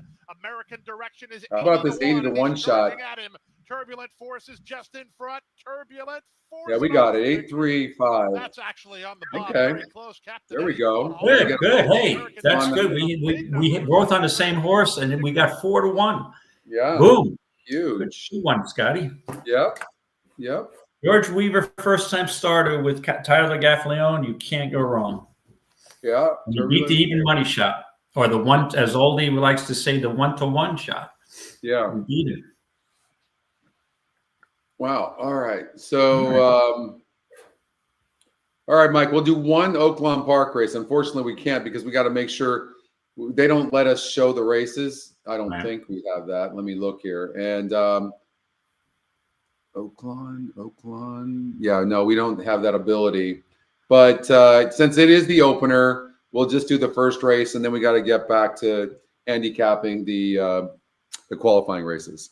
Okay. Thank you, John. Not oldie, but David loved the 8 as well. So we had a consensus pick of the 8 there. Okay. Let's get rid of. One of the reasons, not all of the reasons, but one of the reasons why I do like the EE long shot or the morning line, and I think it's the most valuable tool we have, is it's 6-1 on the odds makers morning line and 45-1 on the EE morning line. The horse is 22-1, and there's no way I'm picking a horse that's going to have to come from so far back. There's just no way. It's not like it's not a decent horse, but this is what we've been talking about, David. Not playing horses like this. That 8 horse, that first time starter, just went off at 4-1. 4-1. When I saw 4-1 drifted up, I'm like, that's a gift. Yeah, huge. Oh, okay, awesome. Dave had the 3. Okay, Oaklawn Park. You got a horse to watch here, and this horse has burned a lot of money at high win percentages, and the system seems to always love this horse, loves horses like this, and these are the types of horses that I love to try to beat. The problem is the 7 looks like it is going to have an easy lead, but it's had leads before and just stopped. Yeah, I mean, and it's not even in the top EquinEdge picks. No, it's racing at Delta for 10,000. We're looking at the 7. No, I don't want any part. 0 for 12. This is a weak race. Made in 20,000 claimer. What in the 8 horse? Like, I don't like any of the EquinEdge picks. Ironically, this horse is going up 17 points in GSR, a little bit in win percentage. I mean, why not take a chance on a horse like the 3 horse who's 12-1? I'd probably take a chance there. I think the other horses don't look all that great. The race could fall apart here. I mean, we're going to get a long shot in this race, I would think. What do you think? Yeah, wow, what an opener. Right? The 3 drops way down, but has never lifted a hoof. The horse that I would give a shot to, even though I'll say the same thing, the horse has never lifted a hoof, but it had a trouble line in the last start at Oaklawn, stretched out, is the 10. Yeah, Mike likes that horse too. Yeah, so now it dropped from a maiden special with a 10 post off step slow at 8-1. So it took money in a maiden special weight, then stretched out to a mile, didn't lift a hoof, but had the 12 post. Right. I don't get this pick that you guys like. I look at the horse breaks last every race, has no speed whatsoever, and draws the 11 hole. That horse, how's that horse supposed to win this race? The 11? Oh no, the 11. You're talking about the 10. My bad. I'm talking about the 10. Forget that. Yeah, I don't like the 11 either. This horse, the 11's racing at maiden 20, maiden 30. At least the 10 has maiden special weight with a trouble line, then a terrible outside post, even though you've got the 10 post here. But this is 6 furlongs, so it's not a mile. And a mile is 2 turns at Oaklawn, correct? Yes. Yeah. So 6 furlongs, I don't mind the post so much, and it's such a weak field at the 10. And taking a little money here, 5-1 off of 12. Is it 1 turn? Maybe it is 1 turn. We're showing on the track diagram it's 1 turn, but I always thought it was 2 turns. A mile? Yeah. Let me see. Let me take a look. It looks like it is 1 turn. Wait, no, this is 6 furlongs. This race is 6 furlongs, right? But he came out of a mile race in that maiden 50 that was back on May 3rd. Oh, yeah. 1 mile race is 2 turns, Scotty. 2 turns, yeah. 2 turns, yeah. Yeah. Makes sense because that's not a. Yeah. So who are you settling in on in this race? If I was going to play the race, I'd play the 10, Queen Wilhelmina. Yeah. I like your guys' play. You're going in the gate. Opener at Oaklawn Park. Now, the one thing too, where I'm going to have to watch a lot more Oaklawn Park this year is that if you notice at the NHC, you get a lot of long shots at Oaklawn during the NHC. You sure do. That's where to pick up prices. Yeah. And they're off. Looks like the 12's got the lead. Mo Helpful. Well, that hurts the 7 right there. The hell. And then there goes the 3. Wow, 3 just moving up easily. Look at that. Not even trying. 18-1, dropping down. Right there by the 3. Nobody's really moving. 8 horse on the outside looks okay. The 2 horse looks like he's got run at 30-1. Loaded, no doubt about it. 89-1. The 2 horse is moving up. They are closing. Yeah. 4 horses in dead last at 36-1. The 10's moving between horse now. Yeah. Right now, I have all my money, every dime I have on the 2. Here comes the 11 horse that I would. 89-1. You guys played. 89-1. Come on, 2. Oh, he's going to have to stay in the middle of them. Look at this 11. Like I said. You hated that 11, huh? What about the 11 didn't you guys like? That is hilarious. And it's going to get cut. Easy. So we got 2 11s. All I needed was hunch plays. 11. Scotty, we had 2 11s come in today, right? 11 at for place at big price. You get a nice 7. That's my table number at the NHC. What am I even bothering handicapping for? Yeah, I don't even know what you're doing. Look at that. How funny is this? Look at this horse on paper. It breaks last every single time, and then it just goes over and does that. I don't know how you find that. Blinkers off, Lasix on. There you go. There's your angle. You got to have an angle. Blinkers off, Lasix off, cuts back from 8 furlongs. Cutbacks to me don't mean much unless you had show speed going longer. Right? Oh, absolutely. Yep. All right. All right. Here we go. Let's get we got Tampa Bay race number 3 and then Aqueduct race number 4. That will finish off the feeder. How are you doing in the feeder? I think I got a 0. Actually, no, I probably have let me see what do we get? $3.20 on that. Let's see. I'm 136 out of 163 entries, so off to a slow start. Did I even get any points on the board? Because I have $4.70. Okay. Well, you got them right where you want them. Well, I got get even. There you go. Right. All right. Race number 7, we both had the 4 Just Music, and then race number 8. Let's run this race. Why don't you talk to us about what you like in this field? Sure. Let me just pull up my EquinEdge here. So race number 8 at the Big A. Hold on a second. Where did that go?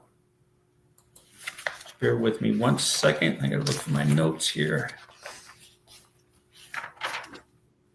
All right. Yep. So we got a mile race. This is the finale. They run 8 races during the week. Coke I'm putting in my nose, by the way. It's Vicks Vapor Rub. Oh, okay. I was wondering what you were doing there. Yeah, you got that cold coming on. Going on. All right. Yeah, I didn't spend a lot of time on this race because it's a horse that I played first time out last time, and I want this horse back with a jockey change. I'm not crazy about the inside post, but I'll go right to the horse. It's Arcadian, the 1 horse. Gregory Sacco has had success shipping into the New York circuit during the winter.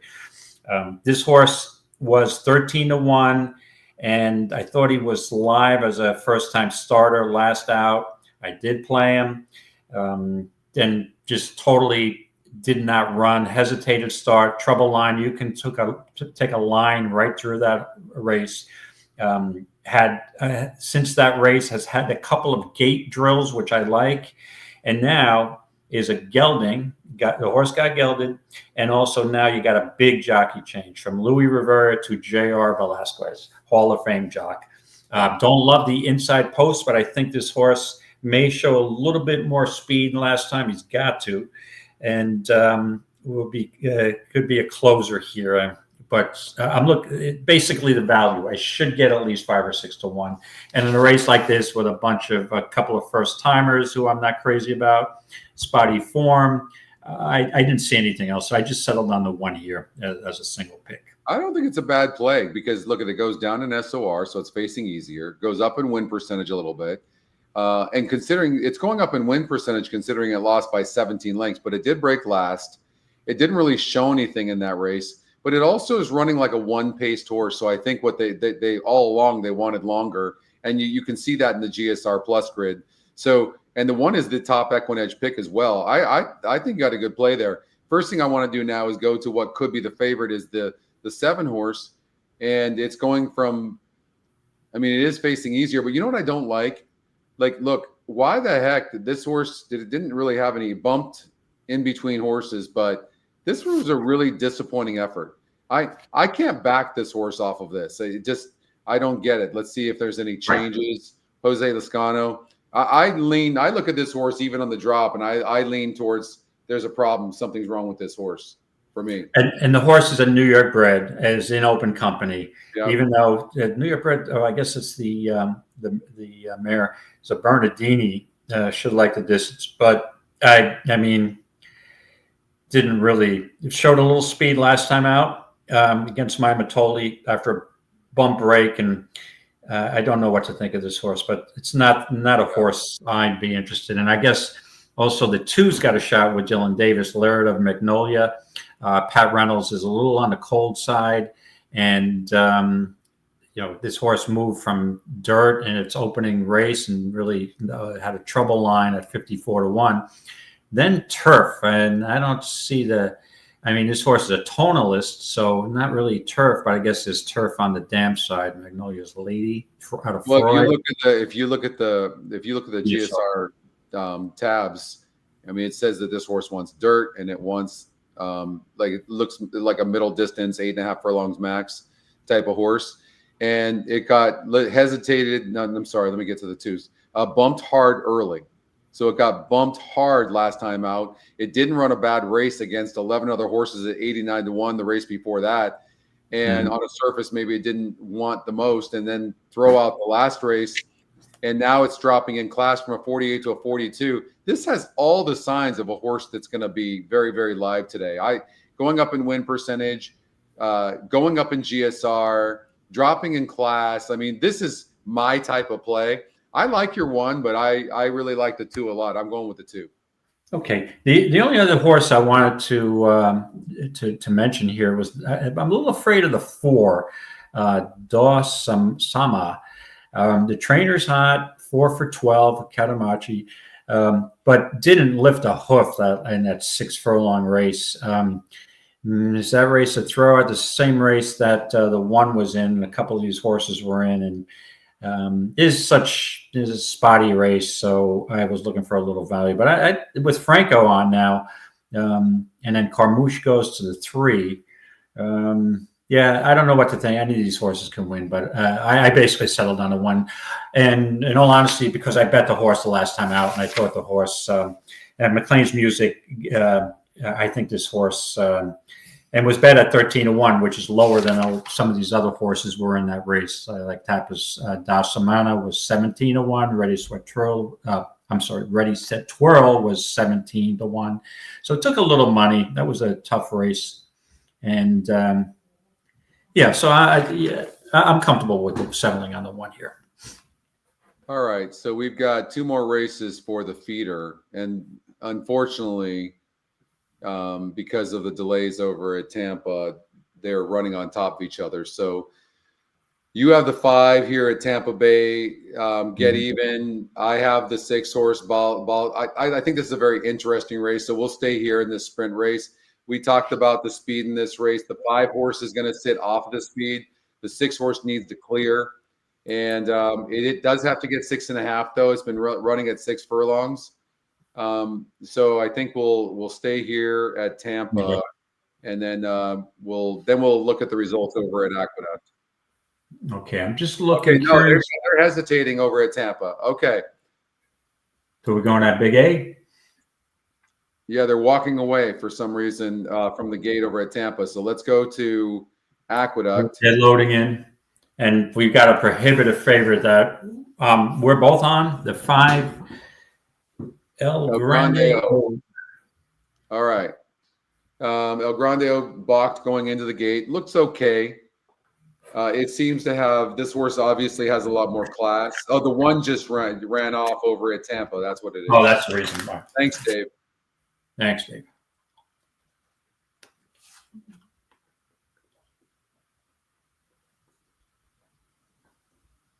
And they're off. Good break for the 5, the favorite. And there's 4 of them that are vying for the lead right now. Big long shot on the inside, Cyclone State. Corvus is 3-5, the favorite. But the one-man team gets the lead at 6-1.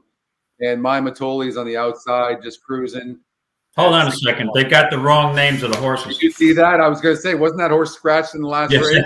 Cyclone State at 35-1 would have been great because he won it as a 1-4 shot. I know. Wow. I've never seen that before.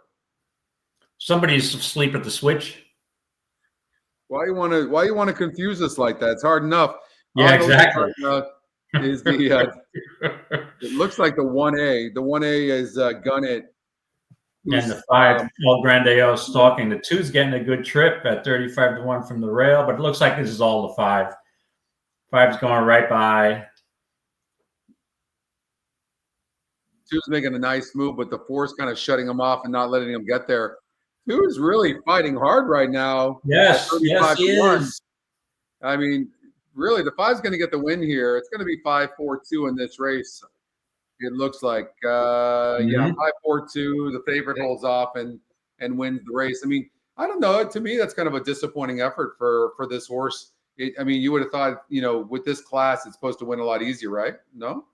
Well, you don't want to use a horse in a weak race like this.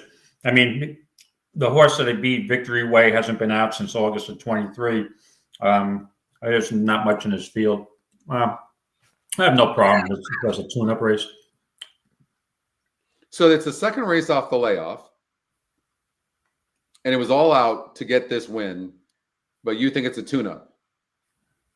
Yeah, I'm just trying to understand. Like for me, I mean, look at that's now that's 12 of 13 races in the money. I mean, this is a very, very nice horse, no doubt about it. But I mean, it won last time out barely. This horse doesn't lose or win by a lot of races. It did. At least in the last 6 races, it's like right there. Maybe it's hanging. I don't know. It's a possibility. Well, look at it this way. When it's bet as favorite, this horse does not disappoint. It's been prohibitive favorites 3-5, 4-5, 4-5, and 6-5, and has won every time. And doesn't win by a lot, but I mean, all you need to do is win a race, right? Yep. You're 6-1 right now, by the way. On I'm getting 3-2 on the 6. You're getting 6-1 on Get Even the 5. So David's on the 5. I'm on the 6. They're loading into the gate, and we will give you the call of this race. We can't show you the race. The 6 horse is acting up big time. Wow. Now actually sitting in the gate. Yeah, cast in there. So that's not good. That is not, especially when you need a horse to get the lead, that's just not good. No. Right? And you really have no choice at this point. Like, you're praying that they scratch the horse. It looks like they might back. Yeah, they're going to back the 6 horse out, which I don't know why they don't do that all the time, David. I really don't get it. Like, that's good that they did that. Yeah. Is this horse going to be scratched? Yeah, the vets took a look, and looks like they're all backing out. So, yeah, it looks like, yep, they're all backing out. Most likely we're going to see a scratch of the second favorite. Yep. Boy, that's 2 races that are decimated by scratches, huh? Whew. Yeah. So Baltazar is scratch was going to put me on the 4-horse Hunter's Ghost. Now, the Baltazar was going to be the horse on the lead. So now we've got, I guess, I mean, Hunter's Ghost 1-5. Let's see who's going to have the lead. I mean, 4 might still not have the lead. This could really. 4 is a better horse than the 3. It just is. The 3 is fast. But the 3 is not really a great breaker. I would, and the 4 does not need the lead either. The 4 gets a perfect trip. It really does. But 1 to 5 on the 4 horse right now. That's no bueno. Yeah, that's great. Yeah, I'll stick with my 5 at 9 to 2. Third choice in a race of a 4 horse field. It looks like they're gonna load them right back. Yeah, late scratch of the 6 horse Baltasar, and yeah, they are loading into the gate. There goes the 3 horse. There's 3 scratches in this race leaves us with a field of 4 horses. 1 to 5 right now on the 4 horse Hunter's Ghost.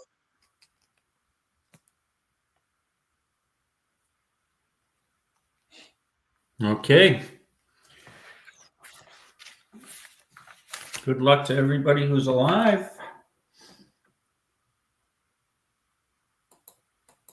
I mean, I think this is an ice cold exacta 4-5. That's what I think, but let's see what happens. I prefer 5-4. I know. I'm rooting for you, actually. It's not enough to get me into the qualifier. So, all right, and they're off. Oop, we can't listen to sound. 3's on the lead. 4 stalking. The 5 is stalking.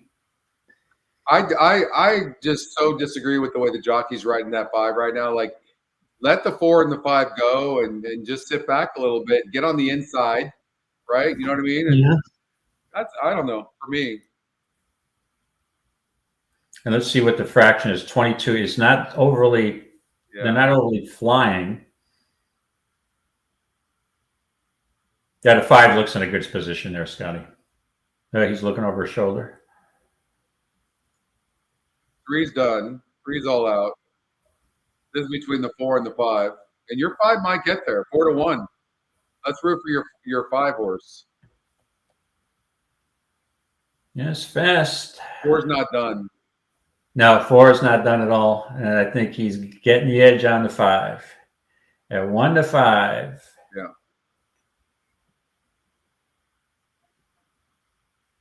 Yep, 4 is going to air. So it looks like the 4 horse is going to beat the 5 by about 4 lengths in the end. 4, 5, 3. Barely over. A lot of ground at a big price. All right. All right. I sit for feeders. Let's see here. All right. So no more feeders. And let's get to, we did race number 8 at Aqueduct already, right? I believe so. Let me just get back. Did we finish that race? Yeah, I had 2, and you're on the 1 horse. All right, you're on the 2, Laird of Magnolia. So let's go to Tampa, race number 5. Okay, and I'm on Arcadian now. I may back off some of my original picks at Tampa based on how well Speed is doing. So let's go to race 5 and see what my original notes were.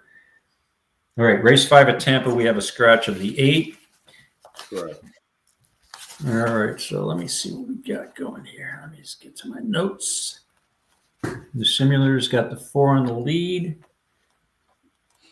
Oh, it is that wheat turf race, right? Yeah. You know, maiden claimer 16K. These are tight turns. Outside posts don't necessarily do good. Big horses don't do good. I would imagine, if I had to guess, that one of the inside 5 post positions probably wins 70% of the races or more. So I try to find some of the horses on the inside, and as it is, the race simulator says the 7 and the 9 are not really contenders anyways. So 1%, 2% horses. So I'm going to get rid of those as contenders. I don't think you liked any of those either. No. The 10 horse Mungo has burned a lot of money. It's been on the turf a ton of times. It just never seems to get there. Any reason to use the 10 horse? I looked at the 10 originally. Definitely a contender. The horse could win the race, going a mile. The horse has been in this level 2 races at at Delaware Park for maiden 16.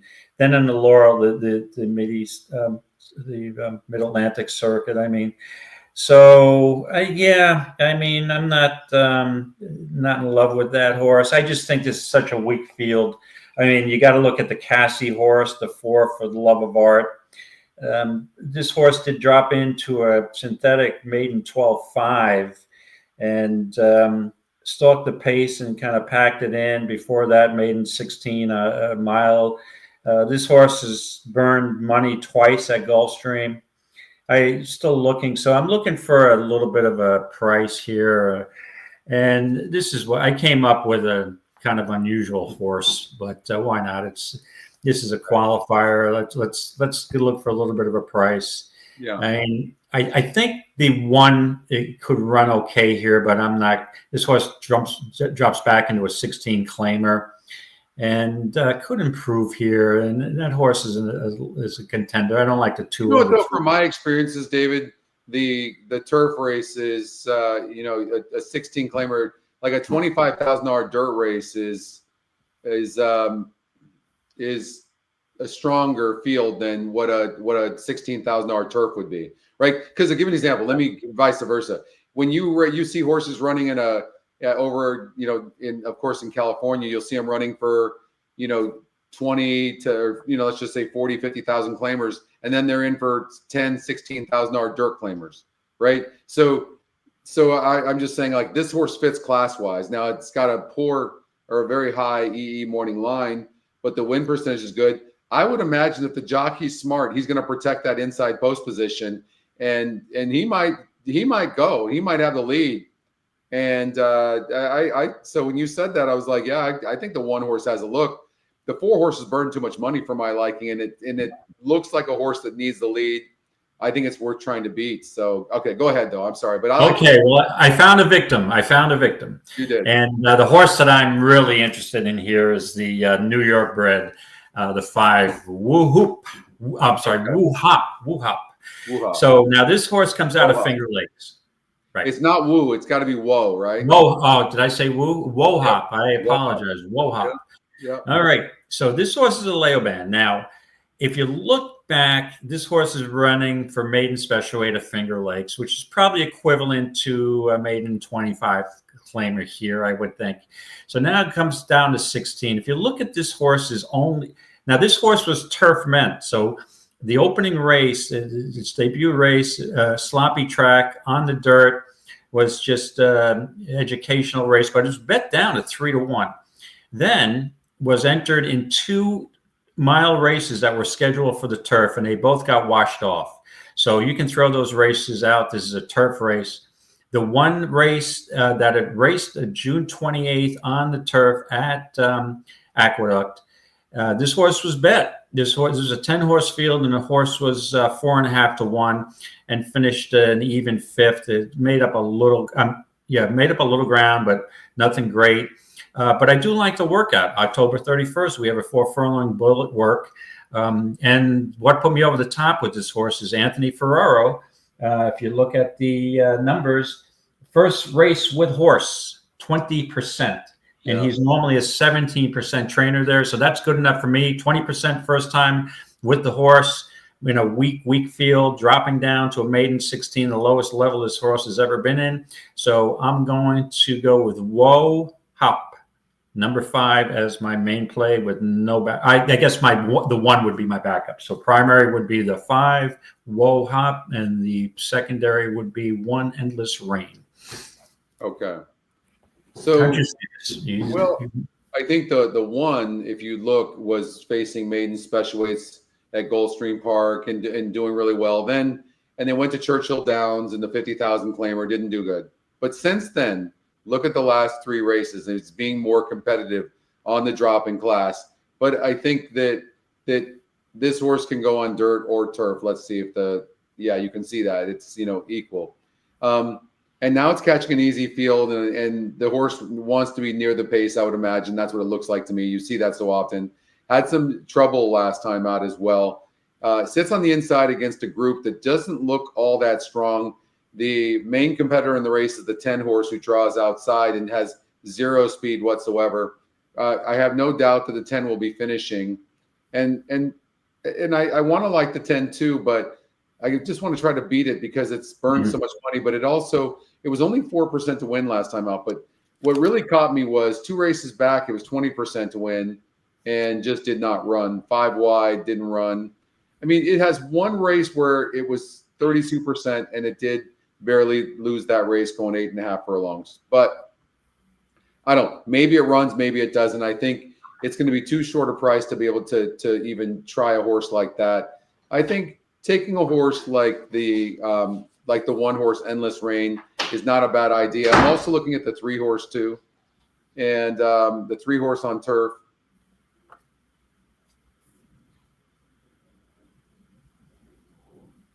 It had the 10 hole. It had the 10 hole last time out. It's not a good breaker. It didn't like the dirt, so throw that out.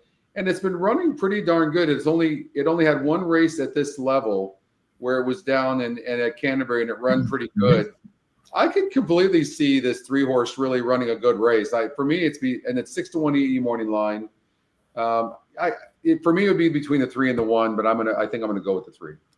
Okay, so I'm going to lock you in on Latin Force, who, in your defense, Canterbury, this horse had a nice second at 12-1, at maiden 20 at a mile. So, yeah, I'm not sure how the form at Canterbury relates to Tampa, but we're going to find out. Yeah, we'll find out. All right, Tampa race number 6. Let's run that race. Okay, Tampa race 6. We've got an optional claimer, 16,000 for fillies and mares 3 and up. Then we got the scratch of the 6, and let's see the simulator. To me, in all honesty, this looked like strictly a 2-horse race, and I don't like the top EE pick, Factor Bella. So I think. What don't you like about Factor Bella? Well, this horse mostly has been a turfer, right? The only dirt race I see here is the race at Philly Park. I call it, Parks now. To me, it was always Philly Park, off of a layoff. That was an optional claimer 75, so that's not a bad race at 25-1. This horse ran a nice second. But to me, I don't know. This horse doesn't have a lot of speed. It's more of a turf horse, 1 for 15 lifetime.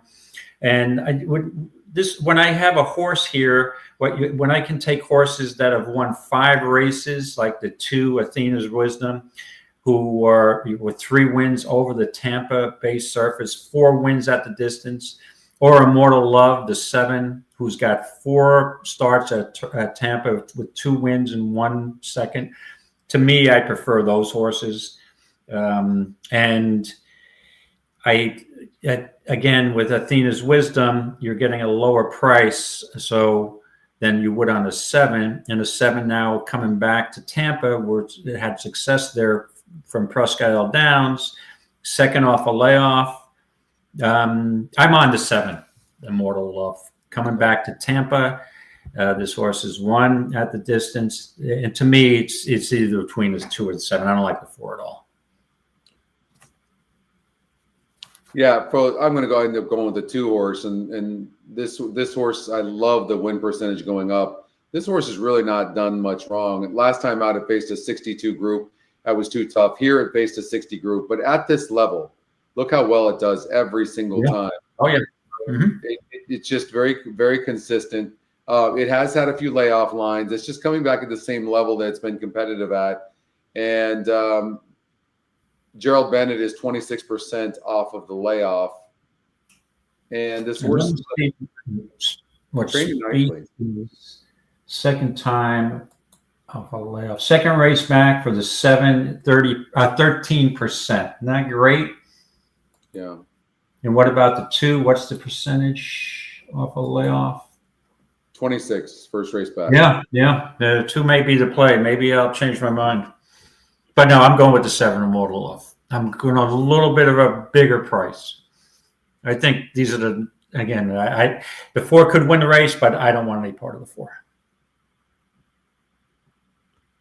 And also a 3-year-old against older. I know you're to the point. It's December. That's usually not a factor, but A one for 15 horse against a multiple winners here, it's tough for me to take.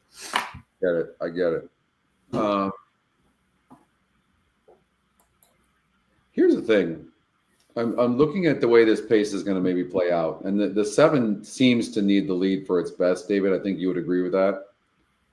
And yes, and the 2 horses on the inside, and the horse can rate, but is it going to rate? L'Oreal was very aggressive already today, and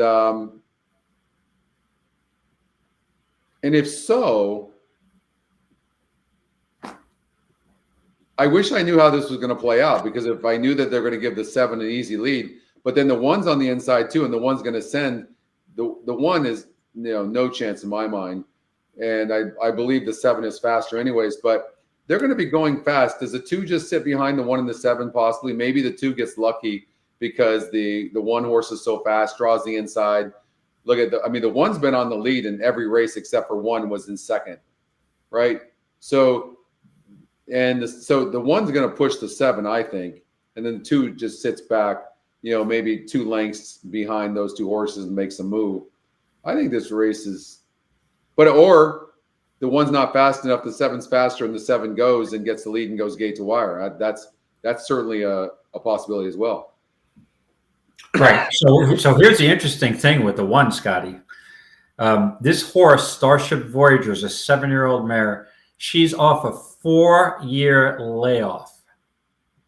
August 23rd, the 1 hasn't raced in 4 years. Oh my God, I missed that. Look at now, that. You want stats from a 4-year layoff for the? Yeah, you're not going to get it. You're not going to get enough of a sampling size to get any conclusion. This is the first race with Starship Voyager, 1,566 days. Well, and you know what's interesting? And they're protecting the horse. Why? I mean, wow. Well, I like that. That the way speed has been. The way speed has been, and today, but I can't play a horse who hasn't been out in 4 years. No, and speed's been holding too, and that doesn't play well. That doesn't bode well for the 4. For that reason, I'm going to go with the 2. All right, you're on the 7. I'm on the 2. I'm on Athena's Wisdom. You are on Immortal Love.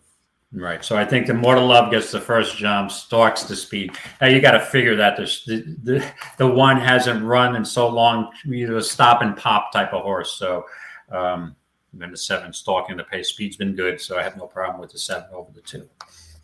All right. We got to be ready for Aqueduct race number 6. So we've got about 35 minutes before. Okay, we're in good shape. I think we're okay. Yeah, so maybe we'll have even enough time to bring up your the Cigar Mile race. Yeah, make sure we do that.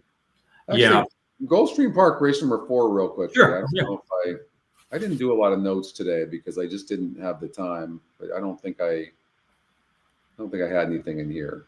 I did. Oh, I like the 7. I remember that. Look at the 4th. I did like the 7 Starship Spectacle.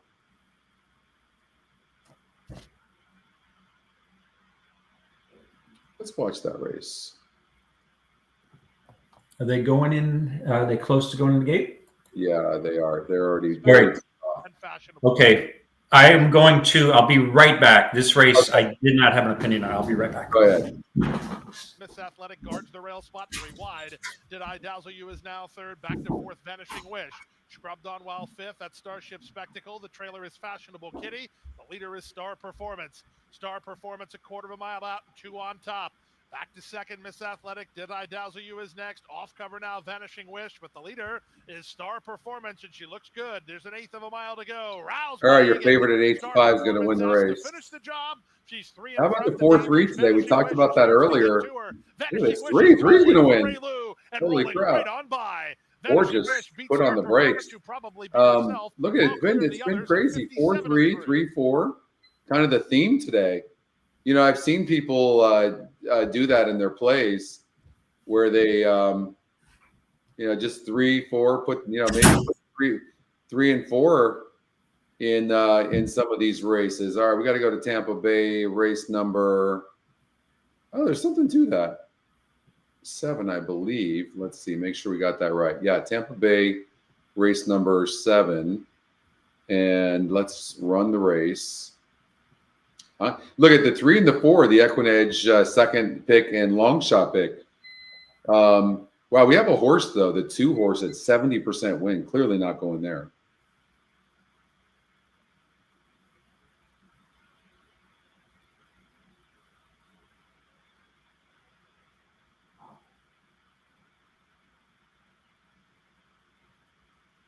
Well, they're really backing up there on the race simulator, aren't they? There's the stretch. They're still backing up. 2.5 lengths back, 3 lengths back, and end up being around 3 lengths back at the finish. Exactly. Let's take a look at Poker Joker. This horse is not a good breaker. And we always talk about, you can't key a horse like that. It's dropping in class, which is big. It is significant. It's a 6-point drop in SOR. GSR is the same. But that is an easier group of horses. And jockey trainer combination is 15%. I mean, look, I don't think this horse is a horse that we, in a 16,000 claimer, that we necessarily want to take a risk on. You know what I like taking risks on is price plays, also new trainers. So even if the trainer is not a huge win percentage, David Fisher's 11%, but something new, anything new is good, especially off of a layoff. So, I don't even need to really look at this. I'm going to look at the 4 horse. 4 is dropping in class. I think we need to look at that. I wish it was going up more in win percentage, but it didn't do bad here in this race over at Meadowlands. So a couple of things I look for when I look for a price. I want to see how a horse is done at this current surface. If you look here at Tampa in 25,000 maiden claimer against Tougher. Now, of course, this was back in April. The horse got second barely and didn't run a terrible race, losing by 4 lengths. Is actually finishing in each of these last 2 races. So maybe the horse is doing okay. Of course, the 2 horse on paper looks like the horse to beat. I'll agree with that. But maybe it's worth using the 3 or the 4 in here.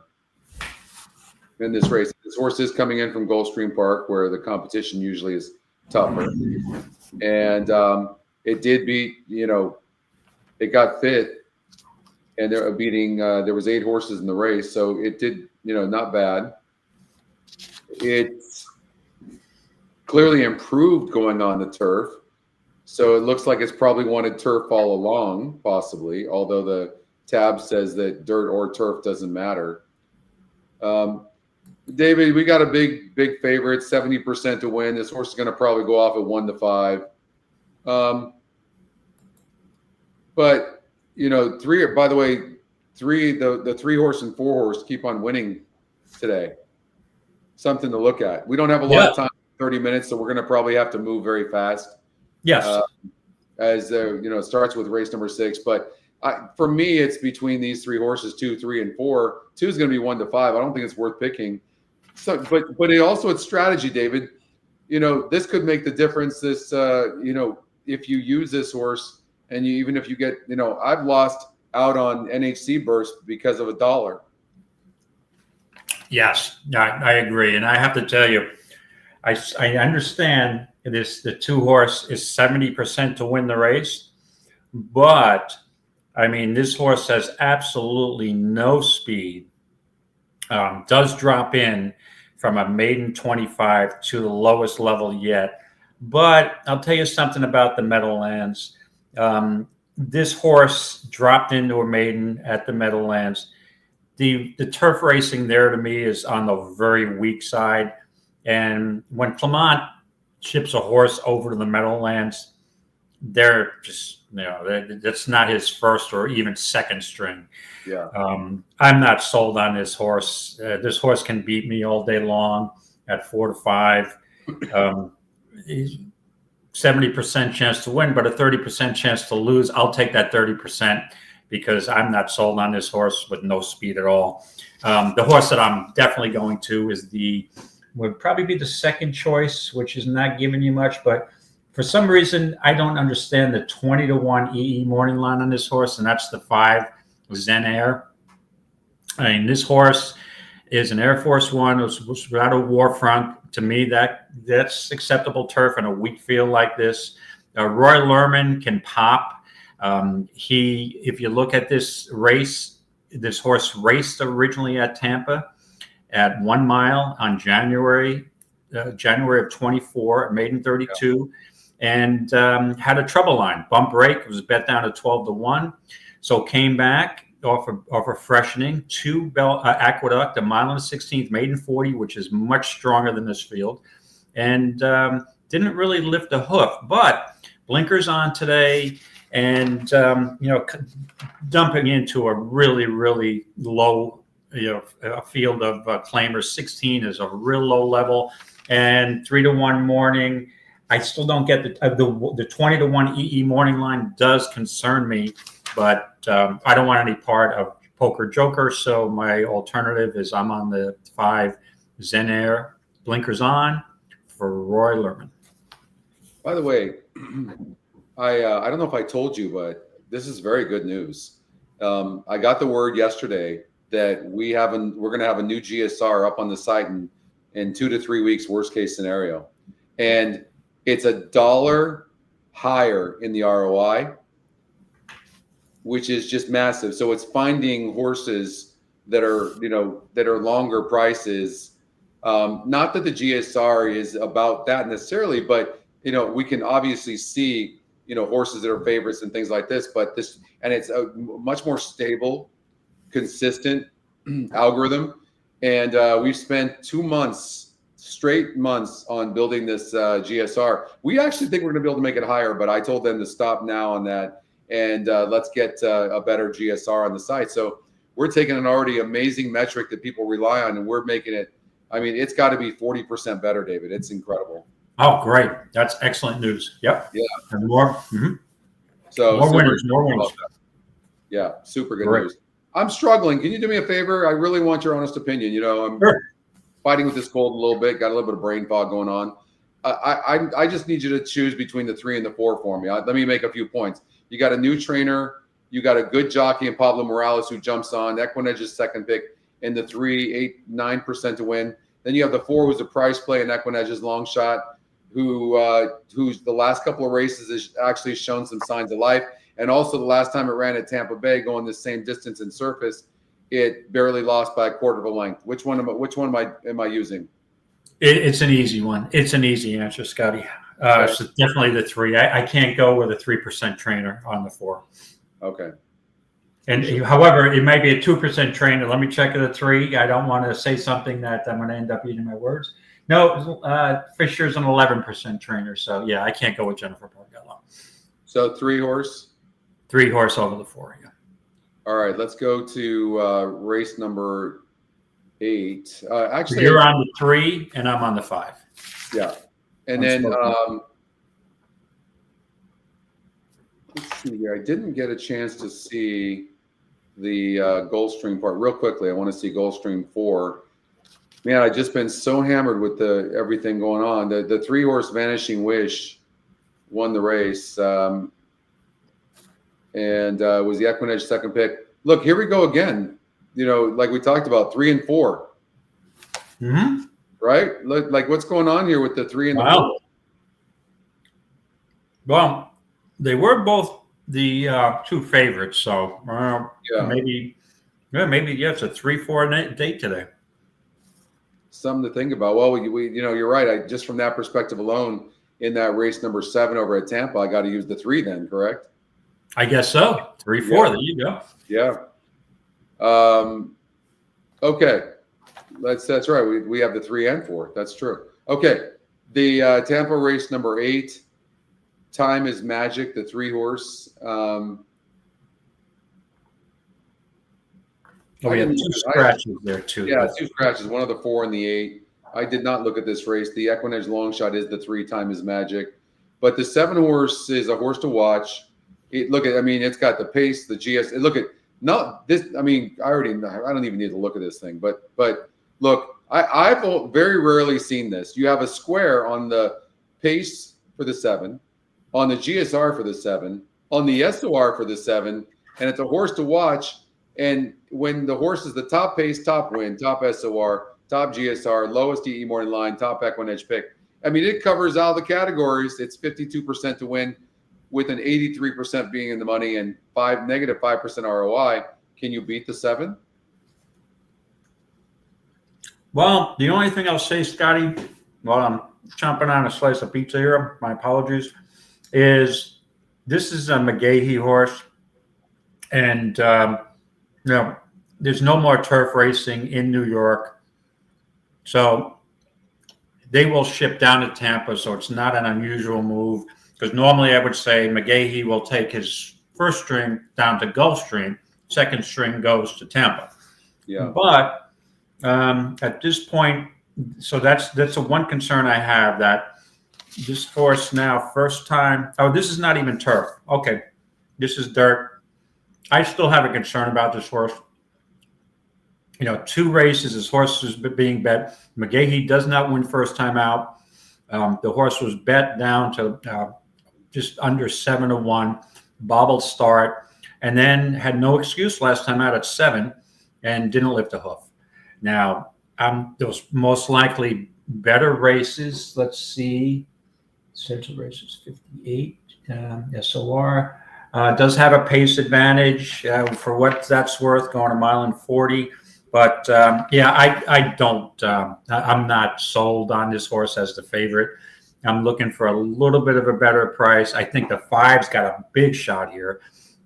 Actually, cutting back from turf, but first time dirt is a concern. So the horse I went with is the EE long shot, and that's Time is Magic. I love these not this times.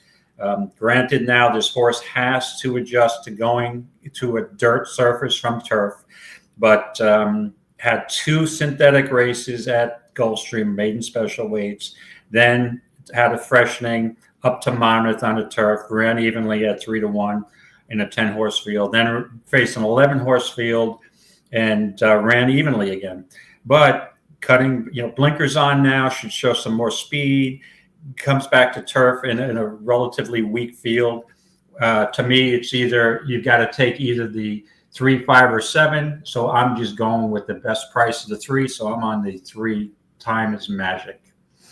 That's who I'm going to pick on top. I'm struggling with this a little bit because this horse wants to stretch out. You can see it wants to stretch out. And this time it's actually going to have the lead. It bobbled here. It did have some trouble in this race. It showed a lot more speed here on the stretch out. For me, we looked at a horse earlier like that. To me, it speaks volumes. Why McGahee's, he's putting Marin on there. He's only used him one other time. I don't know. Horse is still 3-2. Runaway Lights. This is definitely a horse that can run better. Goes on the dirt, but the GSR drops. I mean, this horse does go for. It wasn't expected to do anything last time out. It's 23%. Camacho's aboard. This is the other contender in my mind, is right here. And you mentioned that. Broke from the 10-hole last time out. Showed some speed from that outside post. Probably had to be sent in order to keep up and get position from that post. Goes to Tampa. Was facing much, much tougher than what is facing in here. I think I'm going to take a risk with the 5. Okay, so you're on the 5. Runway Lights, first time dirt, and I am on the 3. Time is Magic. We're both trying to beat the prohibitive favorite, the 7. Actually, not so prohibitive. 3-2 against 8-5 and the EE morning line. So, all right, yeah. All right, so then we have the last one at Tampa is race number 9. We're going to cover. And let's run this. Let's run this race. Hold on. All right. So we got 2 scratches. We got an optional claimer, 32,009. Was it 2 lifetimes? No. No. Go ahead, David. Oh, okay. It's an optional claimer, 32,000. Okay. On the turf, and scratched of the 2 Majestic Eagle and the 5 Auspicious Style. Okay. running the Four simulator. just seems to really pull away. And then you've got a couple of horses closing here in the 6 horse and the 9. Those would be my price horses because, the 9 horse is the EquinEdge second pick. But let's look at the 3 first and see if the 3 is vulnerable. I think that's the first thing we should do to be prudent. Yes, I agree. 37% last time out. Wide, a little bit wide, 3 wide, not enough late. I mean, it seemed to have a perfect trip last time out. The time before that, it was 19% to win. It had 2 length lead in the stretch before giving that up. Time before that was a half a length back at the stretch before losing by 2.5 lengths. And the field it did beat was a 54 group. I think the 3 might be a horse we're supposed to try to beat, which would lead us to maybe the 6 or the 9 horse. What do you think about the 6 horse or the 9? Well, let me go to the 3 first, Scotty. Is my question with the 3 is this horse has been sprinting and had one race at a mile and barely almost hung on. But my question is, does this horse really want to go a mile and a 16th on the turf? So just on that alone with the morning line, it's a pass for me. And as far as the 6 concerned, Grand Motions, I mean, this horse has got a shot coming off an optional claimer and 17 off a win. I'm gonna pass on this horse because of the layoff. But Graham Motion's one of my favorite turf trainers. But I'll let this horse beat me. As far as Adios Cole, never raced on the Tampa surface. 2 back, had a good race, a win at in a non-wizard 2 lifetime, weaker race. I'm not sold on either of those horses, the 6 or the 9. The 2 horses that I was interested in here are the originally I was going to land on the 7. This horse has won 2 races over the surface. However, none at the distance, but that doesn't bother me because 2 back at Delaware, that horse closed, just missed by a half length. Has raced at Tampa, like I said before, has won at a mile. Now you got to go a mile and the 16th. But I eventually settled on the other horse that I thought was a big contender here, and that's the EquinEdge long shot Drama Chorus. This horse, 8 out of 10 in the money on the Tampa Bay turf course. Okay, lifetime 9 wins out of 24 starts, 5 seconds, 2/3. Second race off a layoff. Coming back to Tampa, which is horse, if you look back, March 23 and April 23, back-to-back wins. 1 at a mile and an eighth, and 1 at a mile. Is that a mile and an eighth? Yes. So, I mean, this horse easily can handle a mile and a 16th, has won a second race off a layoff, drops in class. I'm all over the 1 here, Drama Course. 1 Drama Course. All right, David 1. 7 horse, a Western Yarn. I mean, throw out the synthetic race. I mean, obviously didn't like that race. Has run good on synthetic. I don't blame them for trying, but that was a really big drop in the number. Prior to that on the turf over at Delaware, did fine. Has done well here on the turf. The 6 horse is an interesting horse for me. It has 2 wins only, true, and it's been a restricted races. This is much, much tougher, no doubt about it. When you sort the SOR, the 8 horse is an interesting horse, but it's not really near in the race simulator. But it's raced against tougher, and it was only 1% to win in each of those races. It did beat a 54 group, so it's probably a little class compromised. It's as far as where it's competed. Remember, the SOR is only there to tell you, how strong a field's horses have faced, not how they have done against those fields. If I come over here and I look and sort this, none of these horses, with many races, none of these horses have actually won at 8.5 furlongs on the turf, which makes me look for a price.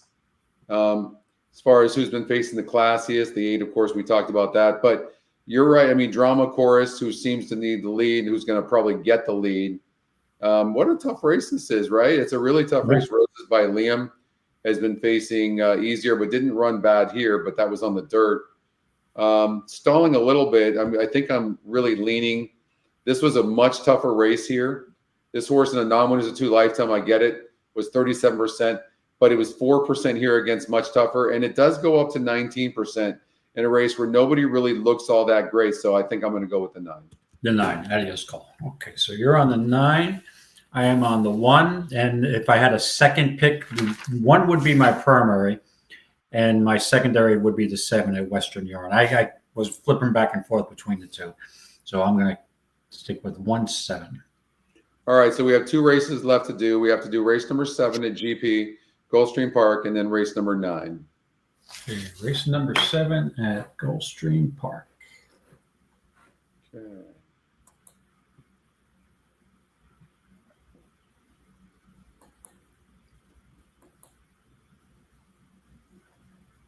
Okay, we have a scratch. This is a turf race, going a mile, claiming 75,000 for 2-year-olds.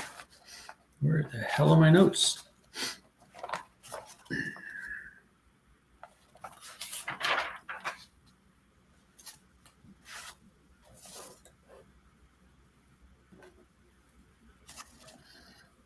Okay, so we're looking at the race simulator. We've got, let's see who's got this. Get rid of that. Gonna get 6 horse had some speed. Gonna get rid of this. I mean, these really look like the contenders. I mean, they're right there. You just have to find an angle on what you like in here, but it does look like these horses. Yeah, let's go to City of Oscars first, which is the favorite at a morning line favorite at 7-5. Now, this is a mile race. This horse has been strictly racing at sprints, 5.5 at Colonial Downs, 7 at Kentucky Downs, 6 furlongs at Aqueduct. First time gelding. This horse is out of Oscar performances. I love that sire. But I mean, stretching out, it's I'm not sure. The gelding, first time gelding, there's a lot going on here. So stretching out first time gelding, yeah, at 7-5 morning. I'm looking for a little better of a price. Zealous Moon cuts back from 1.16 to a mile, which I like.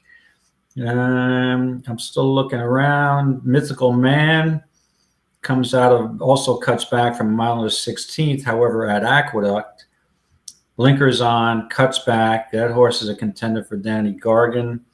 But the horse, I think I decided the 1's got a shot. This is a really wide open race, Scotty. It This is. is Graham Motion's horse at 5-1. Ruiz, I love him as a jock. We got a trouble line in a real tough allowance race at Keeneland going a mile. Poster won that race, and Poster's in the stakes tomorrow at Aqueduct on the turf. I'm sorry, on the dirt. But ultimately, I really started looking at the 3 Paradise Wins, and that's the horse that I'm settling on. First time at 5 furlongs is probably too short. Closed and only missed by 1.5 lengths for third. Well, had third, only missed the win slot by 1.5 lengths. Then stretched out to a mile at Monmouth. Not a bad race, kind of evenly, weak and late. Then Laurel a mile and a 16th. 1 at a mile and a 16th, and closed. Had a good pace set up that day from the inside post, which is difficult to do. Then ships down to Gulfstream. Synthetic, again, ran evenly, but we have a trouble line. This horse was sent off at slightly under 3-1, broke out, bumped. So you can eliminate that race, put a line through it, switches back to turf, goes back to 1 mile. Not sure there's enough pace, but I'm going to take at a morning line at 10-1. I'm going to take a shot with the 3 Paradise Wins in a wide open race. Okay, let's look at the 1 horse real quickly. And this horse, It's interesting. It didn't show any speed last time out, but again, last time it barely went gate to wire against a 42 group, and that was 3%.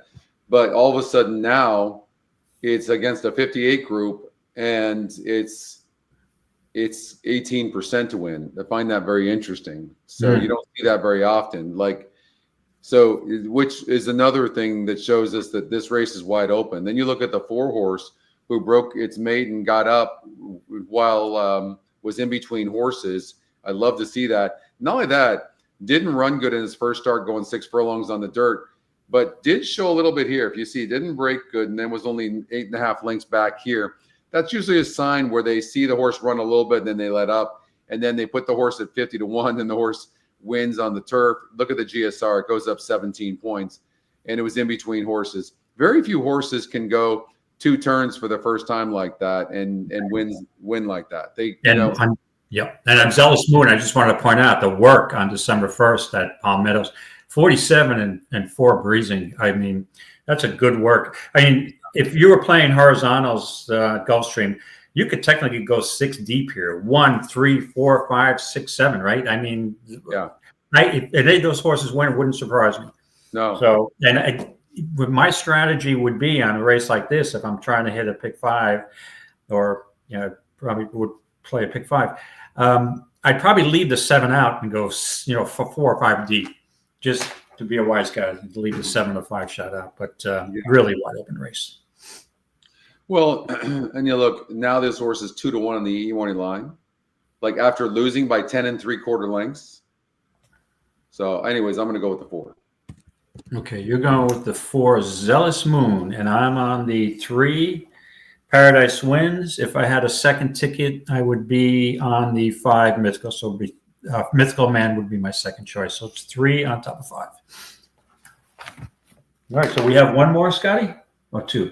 We've got one more to do. Gulfstream Park, race number 9. Number 9. And we've got 6 minutes before this. So you have to have all your plays in. So we got 6 minutes to have everything in. Okay, so race number 9. So the 1 horse is dropping big time in GSR. I have to look and see what it is, but it is a big drop. Pocket pair. From Woodbine. Yeah, you know what I find?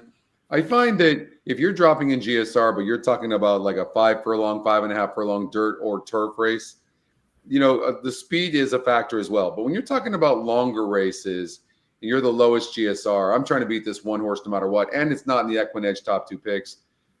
It just looking from the race view and looking at the race simulator. I mean, a horse I would be looking at probably would be the 2, because it's 2-1 E morning line, 23% EquinEdge second pick. I'm going to look at the past performances, but that would be one I'm looking at. Who are you looking at? Yeah, I was trying to look for a price here because this is another wide open race that I struggle with. Again, it's not surprising to me that I struggle with a mile and 70 yards on a Tapeta. Let me just pull up my notes here. But I was looking for a bit of a long shot here, and here we go. I originally was going to play Miss Mary Nell, like the 2 horse, like you had just mentioned. Yeah. However, I mean, this horse does drop down to 35 and has been racing against some good company, but and does have the GSR at 57, right? But as I'm looking, I was going through all these horses, and I'm like, how about this horse that is also dropping down? And I ultimately landed on this horse is the 7 Valiant Kiss. A couple of things that I like. First of all, this horse is now we're going on a synthetic mile and 70. This horse has been racing at $75,000 optional claimer. A couple of stakes races on the main track earlier, and probably really overmatched. And then in the last race on the dirt course in a juvenile sprint, totally overmatched, right? It looks like this horse probably prefers the synthetic a little bit more, even though the horse hasn't lifted up, hasn't run too well, I mean, but blinkers on. So that's a change in equipment, drops down and picks up Zayas. Okay, it's a 22% jock. So Morelos off, Zayas on, blinkers on for Gonzalez, who I like as a trainer down there. So I'm going to take a shot with a long shot here at Valiant Kiss figuring nothing wrong with having a long shot in the last race of a qualifier, just in case you're on that border of getting tour points. So I want a little bit of a price always in that last race. The other horse that scares me is the 6, who I think is a contender, but I guess if my second pick would have been the 2. So I do the 7 on my main ticket and the 2 on the secondary ticket. Valiant Kiss over Miss Mary Nell. Okay, so you're going with the who? 7. Zaya's Valiant Kiss. 7. Blinkers on. Yeah. Zaya's on. Drops in class. Don't know if the horse can run, but hopefully she can at least give a better effort here. Well, this really is a big drop in class for the 2. You know what I don't like about this? I don't think I like it. Maybe I don't hate it. I don't know. But they're putting blinkers on for the first time on the 2 horse. And you know, maybe that will help. Maybe it won't help. Let's look at the workouts and see how they are. I mean, nothing looks particularly fast. I mean, October 20th, they even considered, well, they did go on the turf. So they tried the turf and they put the horse on the turf. That experiment didn't work. They're back on the synthetic. They put the horse in a realistic spot. They were in too tough in these first 2 races. Mm-hmm. Then they go on the turf.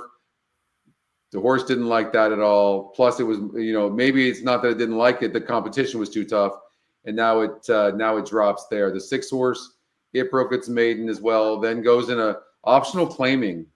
Okay, that's like the horse did not run bad going in an optional claiming race first time out. And I got to go with the 6 horse. The 2 horse is interesting. I'll go with the 6. I'm going to go with the top. Okay. Scotty. Scotty's on the 6, and I am on the 7. All right. I think that wraps it up. And it looks like because of the delays at Tampa, it looks like Aqueduct is going to go off first. Let's see. So 1 minute to post. We've got Aqueduct 6 coming up and Tampa 5 coming up. So we'll be able to go over those. And all right. Definitely going off first. We got 8 minutes still to Tampa, less than a minute at the Big A. All right. Well, not surprisingly, the 1 and the 6 are the favorites in this race, but we anticipated maybe there's going to be a lot of speed in that race. Yeah, I don't see a scenario with both of those horses in a race with one of them stalking. I don't see the 1 stalking, and I don't think the 1 wants to go 7. And I don't see a scenario where the 6 stalks. If the 6 wins, it's going to be wire to wire, in my opinion. So, you know, the thing, I know you've got the 8 horse, but for me, in what I've seen in 1-turn dirt races, when you have an outside post and you have no speed, it's just very difficult to win those races. Did you consider that? What, the 8 horse with a lack of speed? Lack of speed, outside post, you know. Outside post. Yeah, it doesn't really. I think there'll be a speed duel. I think it'll be a contentious pace between the 1 and the 6. And that doesn't. Outside post. I prefer it more. If a horse has no speed, that's fine. But it's a slow breaker. I prefer them to be on the inside because, as it is, they're going to lose ground. And then when they're on the outside, they tend to lose even more ground because they got to, wait for those horses to go. Then they got to cut in the inside. Yeah.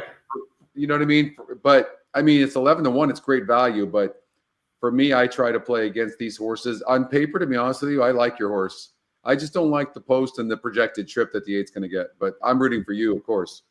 Okay. And you're on the 5 here? Lots of trouble. Who's 5 to 1? I don't love the 5. I agreed with you that the 1 and the 6 maybe they're going to stop, and that if you threw out the last couple of races against much better of the 5 horse. Dropping. Remember, we talked about this Fletcher horse. I thought that maybe the 5 horse, if it's okay, then the 5 horse could win this race. It's 5-1 right now projected, and the 6 horse is 41%. I'm not really looking at when 1 horse is taking so much of the win percentage that I don't like. I'm not worried about any of the win percentages on any of the horses anymore. I'm looking at other factors. Right. Gotcha. And the same thing with the 1. I mean, if you had to choose between the 1 or 6, who would you choose? I mean, Brad Cox claimed this 1 horse for $50,000 last time out, in for 25. That's not exactly endorsing. Right. That's an interesting drop. Yeah, these are shrewd connections, though. I guess if you pin me down and say I had to bet on one of them, even though I don't think one really wants to go 7 because of the connections, Michael Dubb and Cox, I would go with the connections with the 1 reluctantly. But I don't like. I think they could get involved in a speed duel. All right, they're loaded in, and here we go. Good luck, everybody. First of the qualifiers. And they're off, and the 1 is going out for the lead. 4 super speed. Not The surprising. 6 is not going. Get the lead. The 7 is showing a lot of speed. 1's trying to slow him down a little bit, but the horses on the outside. They're all there. Look at that. And the 8's getting the 8 and the 5 are getting perfect trips. The 8 got a perfect trip, absolutely perfect trip. Look at your 8 right now, man.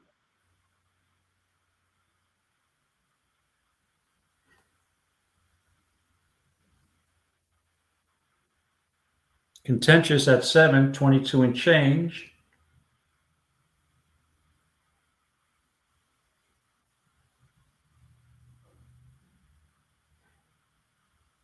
The 6 has got the lead. The 1 is done.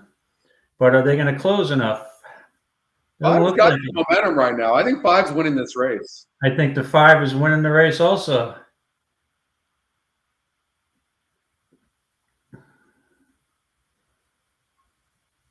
There you go, Scotty. One of the closers. Yep. You had the right closer. I had the other closer. Yep. Cutting back's always a big thing. 1 1/8 to 7 furlongs. Yeah, that would have been that was my second. Yep. What's up, Justin? You know, Hey, Justin. You know, it just goes to show you too, the 8 horse. The 8 had a fine trip. It just wasn't good enough. But you don't know sometimes how this thing is going to play out. But the 8 didn't lose because of that post. That's for sure. It just wasn't good enough, you know? Right, exactly. And that was the question. This horse has been in a 25,000 beaten claimer. I thought second off a layoff would improve. The 5 was coming out of a 45,000 optional claimer, going 1 1/8. And, you know, that the conditioning that you get at a 1 1/8 race on the cutback, and this horse was just in the proper spot. So that was a good play. Yep. Yeah. You were right on the 1 and the 6. You know, I didn't like either of them on the win end. 5 got the perfect trip with my boy Kendrick Carmouche. Let's see here. It looks like Justin saying hello to you and hello, Justin. All is well. Hope all is well with you. Justin doing a great job. If you want notes on Fairground, here you go. Fairground's coming up here shortly.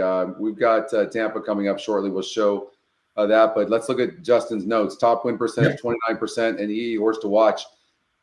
Silver drops in GSR 14 points and moved to turf as connections try to figure it out. This horse is 3 to 5 right now. Like, wow. Like, it is going way up in win percentage. It is dropping in class. It's cutting back. I can't say it's burned money, David. You know why? And this horse is 4% in the last couple of races, and it wasn't bet in either race, so you can't consider it a money burner. Right, and McPeak, yeah. And then Justin said the Scotty Longshot drops in GSR 12 points as a second-time starter. Stidham and Curtis combo hit at 19%. So certainly, you know, this horse deserves a long shot look.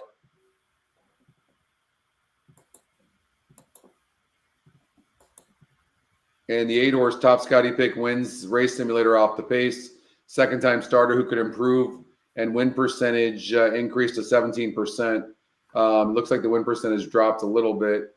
And top GSR.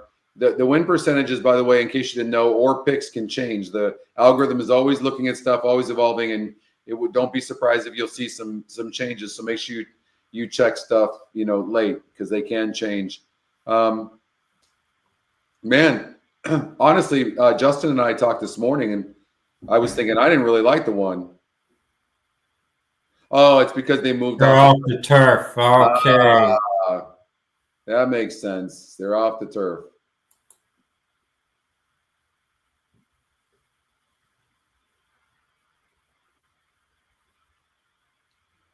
Did we miss Oldie's notes at Aqueduct on the 5? We got a $12 horse. Let's see here. We did miss it. Returns to 1 turn, has 2 wins and 3 tries at 1 turn, has a win over 60 SOR, and 3rd off the layoff for Pletcher. Both wins came on a wet track. Yeah, those are good notes.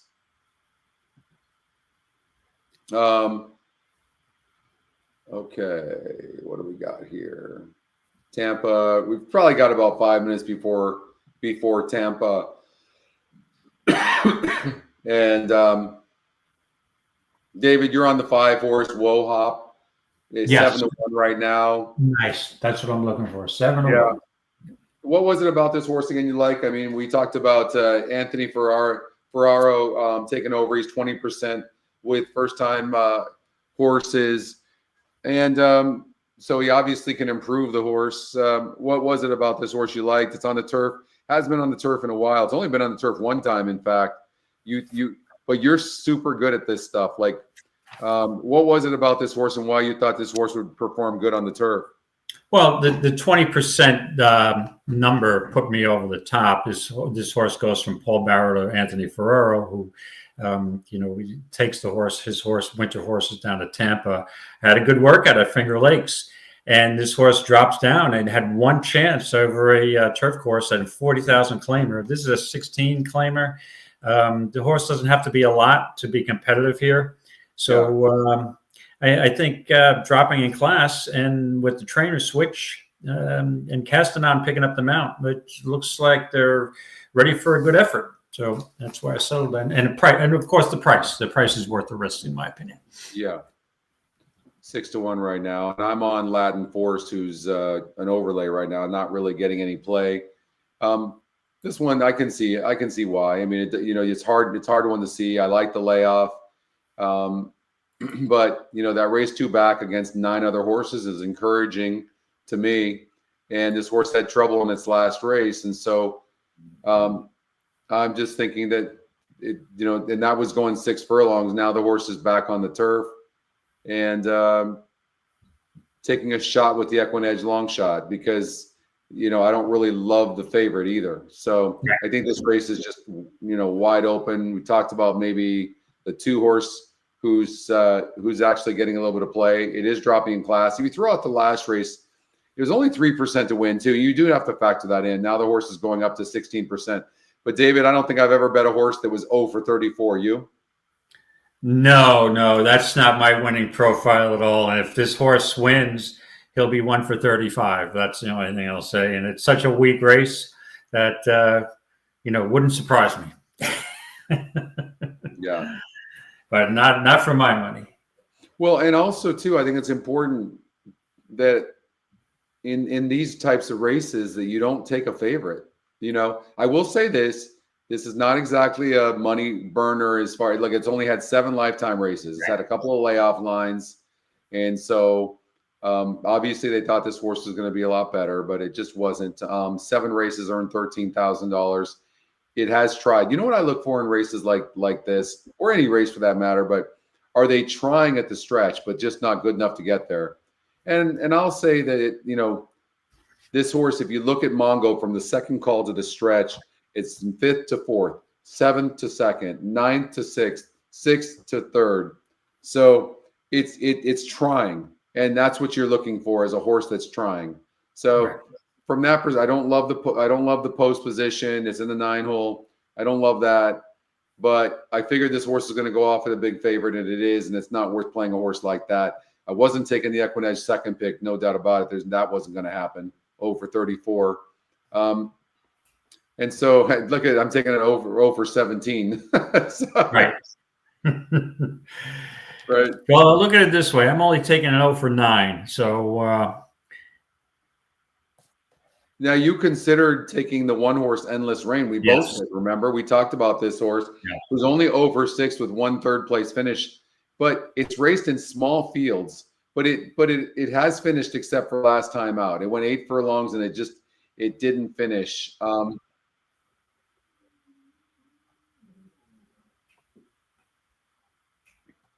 First right race there. in Gulfstream Park made in special weights the first 2 starts on the turf, but sprinting.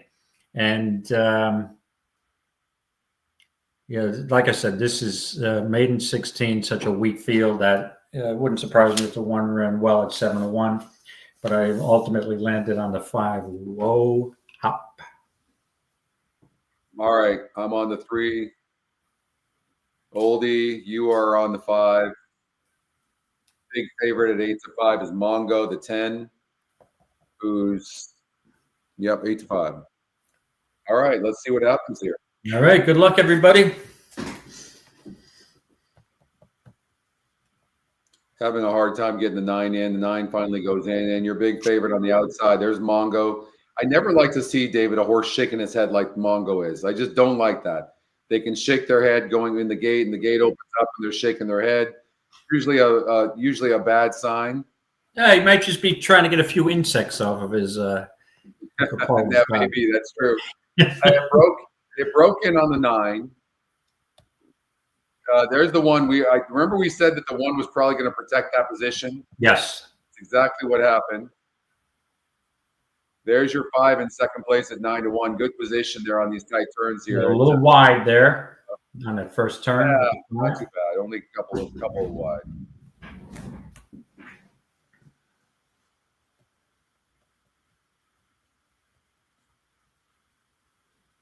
And we'll see what the fractions are. It looks pretty contentious. 23 and 23 and change. 23 and 2. Yep.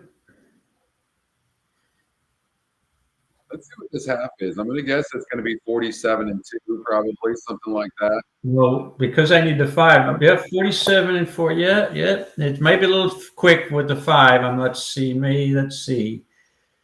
Does he really want to go the distance? The 1 could wire this field. Here we go. 5's still got some horse, I think, but he's under a drive. Here come the closers. The 10 the 5 is dead. Here comes a 9 at a huge price.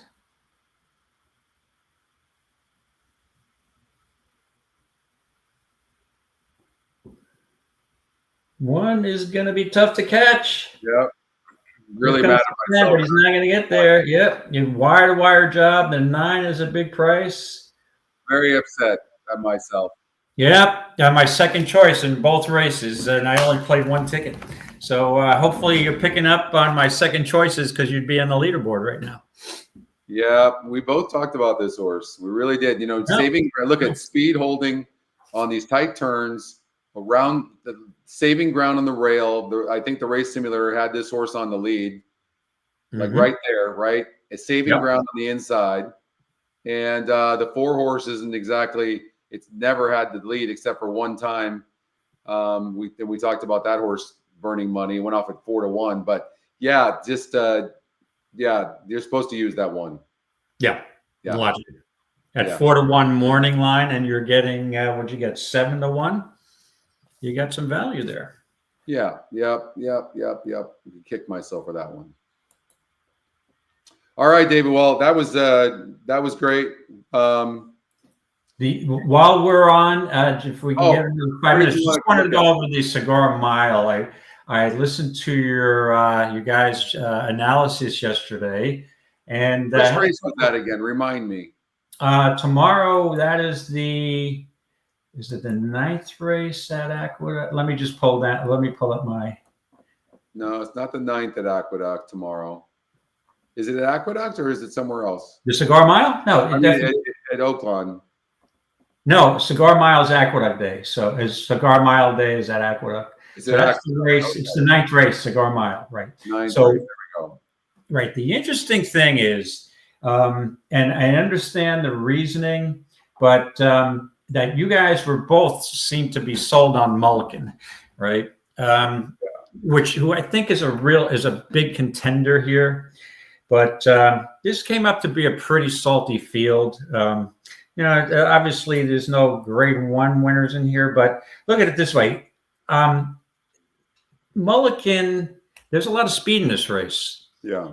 Is Mulligan going to be able to rate? And he's never gone a mile before. That's the concern I had with Mulligan. I like the horse. I'd love the horse if it was 7 furlongs, Scotty.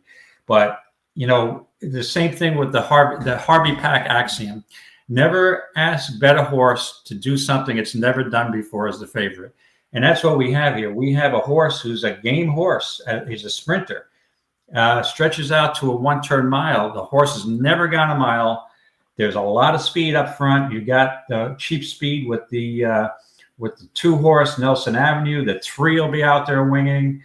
I just think there'll be a contentious pace. So I don't know if the scenario sets up great for Mulligan. I know coming out of the Breeders' Cup Sprint with a terrible post, but I'm not sold. I am not sold on Mulligan, and that the way I see the race shaping up. I mean, I think post time is such a good play here.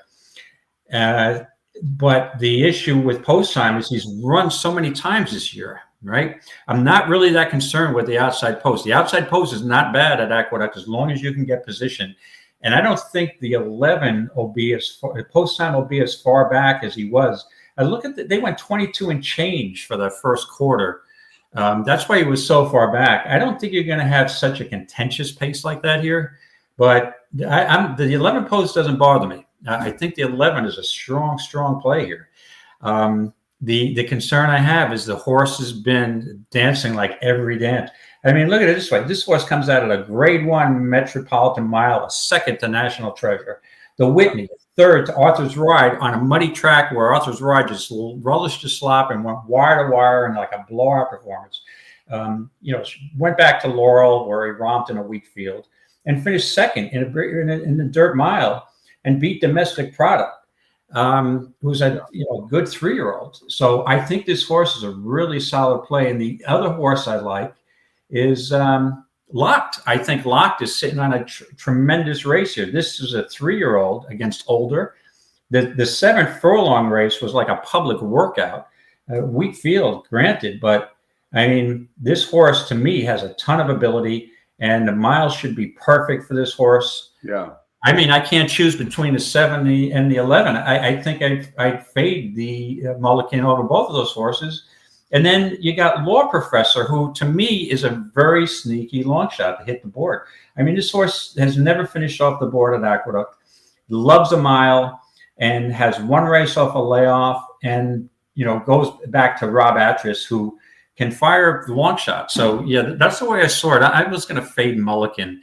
So that's the way I saw the race. But yeah, if Mulligan wins, it wouldn't surprise me. But I don't know if I see the race developing like you guys do.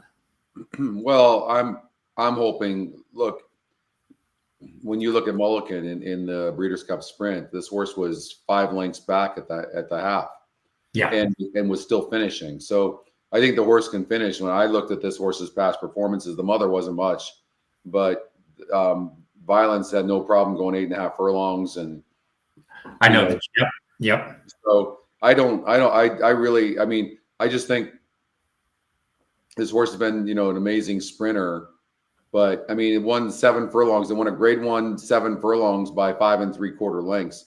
Now, it needs to be near the pace. That's its style, but it was closing here, and it broke from the 10 hole in the Breeders' Cup Sprint. So I don't know. I mean, I get it. I completely can understand a positive point of view or a negative point of view on Mulligan. I completely disagree with you on post time. That post position is absolutely atrocious. If there's no scratches in that race too, that horse has no speed whatsoever. And even if it's closer, then it's going to have to be used up to be closer, which is going to cost the horse late. Now, Locked, that one is an anomaly. I mean, we don't know if that horse is going to win by 5 or lose. I mean, I don't think this horse has a lot to prove still in my mind. But in this as a older horse, so or 3-year-old. I mean, later in the season, but I mean, it won. Yeah. I mean, this horse can run good, but you're talking, Mulligan. You're talking about a very, very nice horse in Mulligan too. Yeah, I think 7 is going to be tough. We know the 7 can go the distance. We know the 7 can sit. For those people that love the 7, I know Oldie loves the 7 horse. Yeah, it makes sense. I can't. Yeah, I'm sorry, Scotty. I can't decide who I like more, the 7 or the 11. And you look at it this way: last year, the Cigar Mile was won by the 11 horse, wire to wire. Now, Grant is wire to wire on a muddy track. Senior Buscador, who I think has an outside shot here, closed against it was a speed favoring track that day. Dallas Stewart's horse got out on a clear lead. Senior Buscador ran the best race there. To me, that horse, the shipping all over the place does concern me, because these horses, it's the end of the year. And that's the only thing about post time. The post doesn't bother me, Scotty. That outside post at a mile, don't worry about it. It's not like Gulfstream, in my opinion. But the horse post time has danced every dance. 9 races this year. It may be, they're trying to squeeze the lemon, and the lemon is squeezed. But I'll make a gentleman's wager with you And the only other thing I want to say about Mulligan, and I know this is coming on rather strong, but I'm pretty opinionated here. I like Mulligan. Don't get me wrong. But I loved him in the Forego. I thought he was a lock, and I cashed out. However, I'm not going to say he's exactly beaten stellar horses, okay? To me, he's beaten a bunch of tomato cans, in all honesty. He beat Chance, Tivy, WW Candy, Suncroft. His best win comes in the Met Mile, and I'm sorry, the Forego, which was a really weak race this year. Gun Pilot and Angor. He beat Coastal Mission and 90% Maddie in another week, 7 furlong Jan Nerud. To me, he hasn't beaten anybody. So now he's facing the real guy. And if he can get it done, he's going to prove that he's an excellent horse. But I personally really don't see it, to be honest with you. I'll make a gentleman's wager with you. $1 says that post time finishes ahead of Mulligan. Done. Okay, you're on. You got it. Okay. Good race, though. I'm really looking forward to this race. Yeah. Me too. I think the 7 horse Locked is an interesting horse. We don't know. Well, I mean, look, it's done everything it's been asked. It obviously went on the shelf in November after the Breeders' Cup, so something happened. But it was pretty impressive the way it won that optional claiming 62.5. But, I mean, obviously it was an easier race, but the horse did it amazingly. I mean, winning easily, beating 5 horses. And, I mean, this horse is but when you talk about tomato cans, I will say this about Locked. Yes, those were tomato cans it beat. Even in the Breeders' Futurity, that was the weakest grade 1 I have ever seen. It was a 68 on the SOR. A 68. Okay, so, let me hold on a second. Okay. Yeah, no, I agree. That was yes. I totally agree with you. However, the horse, in the Breeders' Cup Juvenile, the Futurity, this horse beat the Wine Steward, who ended up being nothing. But in the Juvenile, this horse was actually favored against Fierceness and Muth and finished 3rd. Not a bad race. Long layoff. Didn't run that race at 7 furlongs was strictly a prep race, and that if you watch that race, that horse was just locked and loaded, and Locked to me can be any kind. So I'd use the 7 and the 11 over the Mulligan. I'm not even sure Mulligan's going to hit the board, to be honest with you. So here we go. You want to do another one? Mulligan doesn't hit the board? No, the thing is I think Mulligan, I agree. It could go either way. I fully agree with you, but I think that we don't know if Mulligan can really rate it all. But we really don't know. The mother was nothing. I mean, here, let me show you. I mean, talk about tomato can. I mean, the mother was didn't earn much. She 3 wins, 9 races. She wasn't classy or anything like that, but she tried. And a lot of times that's all you need is you get the heart from the mom, although she didn't have the class. And then Violence had the class.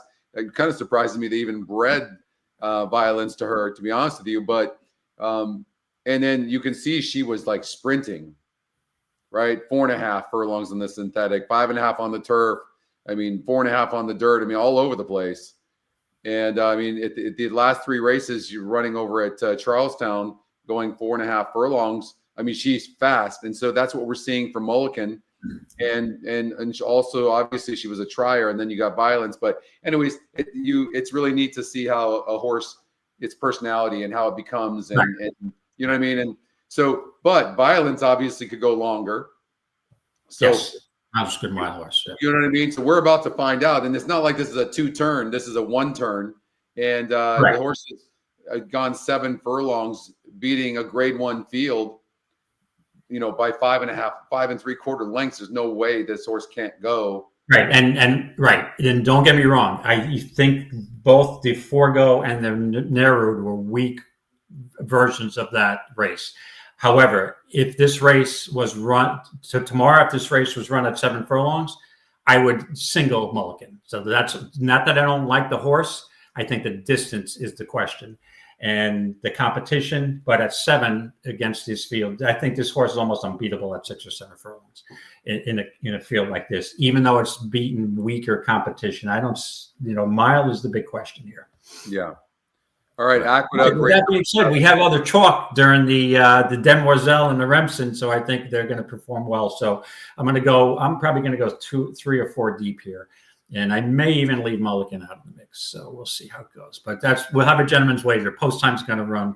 We'll finish ahead of Mulligan. Why don't we just watch this race and then, Sure. All right, we got Aqueduct coming up in a couple of minutes from now. Sure. We have Fairgrounds. Let's take a look at what's happened at Fairgrounds so far. 7, Infinite Luck ends up winning the race. The 1 horse. We talked about that 1 horse. 29% went off as a favorite, ended up getting 2nd. I mean, that just looked like a wide open race. It just really did, right? I looked at that race too. Mm-hmm. And then Hoosier, same thing.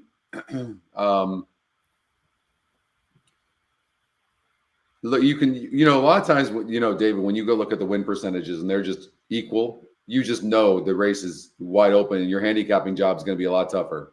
Mm-hmm. Radiant Rebel won the first race, and the 6 horse. Let's see what happened to the 6 horse. Look at this. I don't know if you realize this, David, but look, you realize that this race is already up on EquinEdge. Mm-hmm. You see that? Oh, wow. Yep. How about that? That was the first race today at Fairgrounds. That's already up on the past performances. This was a horse that looked like, I was surprised this horse actually went off as a favorite. When you look at it, it went down in class and it up in win percentage, but it had not run a lick. And so I'm down with class droppers and all, but you have to at least show something. And then the connections are 3% win and 7% for the jockey. I mean, talk about a horse that got overbet. I hate that this was EquinEdge's top pick. Right. That's good that it's up so quick. That is fantastic, guys. We're right on top of everything. That is fantastic. Well, we're both on the 4 horse, who's 7-2 right now at Aqueduct. Are we both on the 4? Yeah, Just Music. Oh, Just Music. I thought it was the 5. Hold on. I'm just all wrapped up now in the handicapping. I was going to call it the Met Mile. Used to be the Naira Mile. Now it's the Cigar Mile. So, yeah, Just Music, the 4 horse at 7-2. I'm liking 7-2. I thought it'd be I'd fire it to 2-3-1. We'll see if it takes any late money. Is the 7 Fade to Gray getting overbet? I think so. I agree. The only win at 1 1/8 was based lone speed, paceless race, took advantage of the lack of pace. You're going to have some pace in this race. You got to show me. And I think, the issue, I do have a little concern with the 4 that runs well at 1 1/8, but 3 seconds and 1/3. But we'll see. I just think this sets up a little better. Yeah, but the 5's very fast. The 7's fast from the outside, even though there's only 7 horses. Draws outside, and that turn comes very quick at 9 furlongs, so could get a very wide trip just from the very beginning. So which could help the 5 horse get an easy lead up front. We'll see what happens. I hope the 7 sends as hard as possible and goes with that 5. If that happens, then we have a good look with the 4 for sure, who'll sit a good trip on the inside. We'll see what happens here. All right, good luck. All right, $50,000 allowance optional claiming. They take off. 7 broke slow. There goes the 5. And the 3 horse is going to fight early and get the lead actually on the 5. Now we want the 4 to sit. The 4 is only about a length behind and does cut to the rail and relax. 7 horse had to cut in and save from going wide with that slow break and heads up in the air. 7's almost definitely out of this race. You can't run like that, going this long, have your head up and fighting against the jockey. 4 horse in a good position right now. Yes. The 2's, okay, the 2's being, I was going to say, if nobody challenges the 2, but now they're both going, the 5 is in a real good stalking position, and the 4 is saving ground along the rail. The 7 is wide. But the 5 is normally like really near the lead. It seems to me like the 5 is already pushing on the jockey's already pushing on the 5. Then the 7 goes to the outside of the 5. 4 is just seemingly doing pretty well on the rail. Right, but 4's got nowhere to go. 4 is going to run into a traffic problem here. The 7 is getting a clear trip. 4 has nowhere to go. Jockey's got to give him a good ride. Yeah, this is going to be an interesting ride. He's got to stay patient. He's got to stay patient. Because I think he's got a ton, but I don't know. There you go. There's room right there between the 6 and the 7. He's got to go. He should have went inside. I don't think he had enough horse to go inside. Now Right, he's going to here go we to the outside. There Yeah, he goes. yeah. There he goes. Go. There we go. There we go. We've got the momentum right now. The 7 is digging in. Come on with this 4. Go by. We got it. Whoa, no, maybe not. He came out. Get up, get up, get up. Whoa, last jump. All right, good call. And I would think that if the 7 held on, we were going to have a. It might have got taken down for sure. The 7 came out. Yeah, so that's huge. We got 3-1. As 7 horse broke slow, thank God, in that post position, even with 7 horses. Like, you have to look at the track diagram. You see this here, David? Like, all right, you know this, right? And the horse is out here. And when we run the race simulator to the first call, look where the 7 is at. And that's exactly the way this played out, by the way. Right? Yep. Mm-hmm. Thanks, Oldie. The 2 got the lead on the inside. So post position and horse's style matters. This is what this horse clearly can rate, even though its head was going crazy. It ran way better than I thought it would. But right here, because of this, it had to cut in.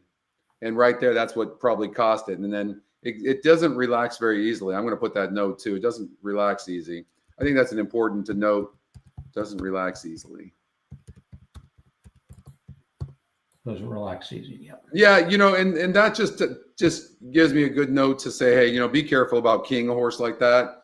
Good call. I'm so mad, David. We had that 1 horse in the last race. Yeah, patient ride. We had that 1 horse in the last race. I'd be 3 for 3 right now if I would have. You know, and this was my single because I don't think I picked another horse. So my 2 second horses came in the first 2 races, first 2 legs. And then this would have been my single. This was my single in a pick 6. And yeah, I'd be 3 for 3 if I played 2 tickets. Yeah, I made the 1 horse at Tampa Bay race number 5. That was my alternate. And I went with the 3 horse. And God, it makes me, you can't do anything after the fact. It is what it is. But and I got to look at my ticket. But I think if I'm alive in a pick 6 to the 1. I'm singled to the 1 in the last race. So we're hopefully the Acadian can get up there. We won't play a lot, but there's a lot of chalk. But hey, it is what it is. I think I ended up going with the 2 horse, didn't I? In which race? The 8th race. Yeah, I'm on the 1. Right. And by the way, I just wanted to add, Mike, good luck tomorrow in the Oaklawn Twin Spires. I didn't see that up, and they may take a gander at that, but probably not because I'm going to focus on Naira tomorrow. To me, this was always the last racing day on the schedule that I focused on, and I was going to go to Monmouth to play the NHC contest, but I decided that's not up to traveling. So I will be a bunch of stuff and concentrating on Naira, but I will take a look at that Oaklawn card to see if it's worth me getting into that contest also. Good luck, Mike. Yeah, always good luck, looking for you, brother. What's up, Ryan? Ryan's on a flight to Texas right now. All right. So Gulfstream Park, I think, check out the 3 in race. Oh, Oaklawn Park, excuse me. Okay, let's see here. The 3-horse Connie K. Okay, what should we be looking at? The EquinEdge long shot, top pace. Let's see here. Let's expand this. They're going 6 furlongs.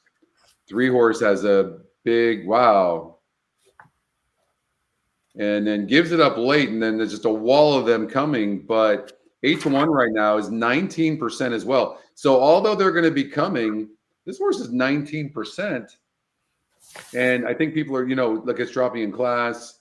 I'm going to forgive this horse because in these races here against, 68, it didn't get the lead. Like clearly this horse needs the lead. I don't know. What do you think? It has burned some money. Here it was 2-1. I don't know. Goldie likes this horse. Get it, Sean. What do you on a 3, Connie? Yeah, Connie K. There's a 50,000. So this horse is dropping in class. When it dropped down at Ellis to 50. Hold on. Just Always Angels in this race? Yeah, Always Angels is going to be tough to beat. I've bet this horse before. But again, who's going to have the lead? The 3's going to have the lead. Think so? Oh, yeah, easily. Oh, yeah. Yeah, 3's going to have the lead. Yeah. You're right. Sean's alive to the 1, 2, and 3 at Aqueduct in the pick 4. Get that. I'm alive to the 1 and the pick 6. Dave said his top pick, 29-point pace advantage for the 3. 6 also likes the lead, which makes me not like the 6 at all, if that's the case. So for me, when I see, although it looks like it can't rate too much, but it looks like it can rate a little bit. There's a high likelihood if this 3 burns money, then anything can happen. Like look at this wall of horses here at the stretch. Watch this. All right, finish. Look at that. Like take your pick and grab a price. Right, exactly. Right? I mean, you're not taking the horse that's the favorite, that's only 15% to win. What about the 2-horse who has no speed whatsoever? But if there's a lot of speed, I mean, this is just the type. It's not like the horse can't compete at this level. I think it's just that this horse needs speed. What about the 8-horse who's 4-1 on the E morning line and 4-1, 13%? It's on the wire, but on paper it doesn't. The fact that this horse is 4-1, and on paper it just looks okay. But look at this. It's a big drop in class. For Wayne Lucas, and somebody was telling us earlier, Wayne Lucas, maybe it was Mike, but Lucas does really good over at Oaklawn Park. Maybe we're supposed to look at the 8-horse backyard money. Yeah, that is a wide open race. I think that even though I'm concerned with the layoff, I think Always Angels is going to be really tough to beat. But I think the other horse I'd use is the 5, Story Hour. I'm looking at 9-1. This horse is 1 for 1 over the track. It's 1 at the distance. Yeah, but it's styled to be near the lead, and it's not fast enough. Yeah, but it could stalk. You might get the perfect stalking trip here. Yeah, I'd be on 5-7. 5-7. All right. All right, we'll watch this race and then we'll wrap it up. Yeah. Why are you so stubborn? What's that? Why are you so stubborn? Oh, am I being stubborn? No. Oh, God. Let's see here. Yeah, I'm getting cranky. I need another slice of pizza, I think. That sounds really good. Don't even start with me. I'm trying to eat healthy. I'm thinking somebody's talking to me. It's my gut growling. Let's see here. Gopi, every race so far has had the speed challenged and the closers keep coming. Yeah, that's what I see here. Yeah. Lucas has a 5-1. Yeah, Mike was just saying that too. But this, I like the 8. I like the 8. Hey, Scotty McKeever, you're in 16th place. 16th. I would be in first place if I was not an idiot. That's okay. I'd be in the same with you if I was an idiot, and I should have used two entries. Usually, what I do is I enter early, because we're doing the show, I don't want to. So I enter the qualifier early, then I'll enter the feeder, and if I get the feeder gets me to the qualifier, I'll have two entries because I've gotten burned in the past before while I'm just concentrating on doing the show. I didn't get my picks in, and so it's like. Bill, okay, listen, Bill, I don't know which Costco pizza you're eating that each piece is 700 calories, okay? But I promise you that is an incorrect statistic.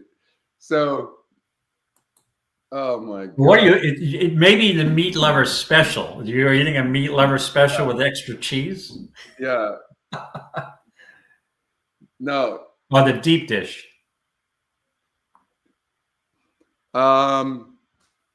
Scott, you can email me at scottypick6@gmail, and then I'll forward it to Oldie for you. Okay. I don't know his email top of my head. It might be oldie@equinedge.com, but I'm not sure. Yeah, exactly. Yeah, exactly. And by the way, I just noticed, has anybody, I know this is way off topic, but I was a little surprised this morning. Has anybody had Wheaties lately? No. I don't. I had a craving for Wheaties, Scotty. So I bought a pack. I bought a box last night, and I had it for breakfast this morning. Need a little bit more fiber in my diet. My doctor's telling me. So I had a bowl of Wheaties, and the first thing I noticed is they changed the effing Wheaties. It doesn't taste the same. They're bigger flakes. They're not as good as they used to be. What the hell's going on? Oh, they were never good. You don't like Wheaties? I have cravings. The only reason you eat Wheaties is because Bruce Jenner was on the cover of it. I mean, who ate Wheaties? Well, now I won't. Well, I guess Bruce Jenner's changed, so that's why they changed the Wheaties. Caitlyn maybe they should put Caitlyn on there with the new Wheaties. I don't know. Well, I'll tell you this: the only way to eat Wheaties is you got to soak it in milk and wait like 10 minutes where it gets soggy. That's the way to eat it. But the flakes are totally different. They don't taste like the old Wheaties. It's not as good. No, all right. Wheaties are gross, I guess. Give me Fruity Pebbles or Captain Crunch or something. Oh, yeah. That's really good. I'm sure Anna loves the way you eat Fruity Pebbles. And, an oldie, you seem like a Sugar Smacks guy or a Corn Pops type of guy, right? Or maybe Sugar Smacks. Corn Pops are pretty dope, though. They got to admit. I did have Corn Pops the last time, a couple of months ago. They are like. First of all, this is true. When I was a kid, I could, my mom wouldn't even bring that kind of cereal, and I would eat the entire box and the entire gallon of milk, absolutely hands down, one sitting. Like I don't even feel full eating cereal. I don't know what it is. My favorite are not my favorite food. 700 calories per slice. You show me proof of that. I don't believe it for a second.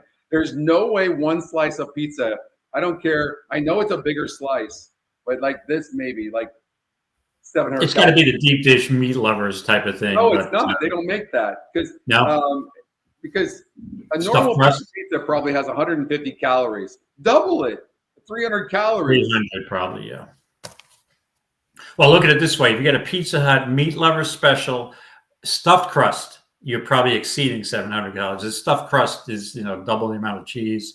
But as far as, I used to be a Trix when I was a kid. Trix, Lucky Charms. Trix is good. Lucky Charms, so good. Yeah, actually, shredded wheats wasn't bad either. They make you feel like you're eating healthy, and there's a shitload of powdered sugar on the top of it.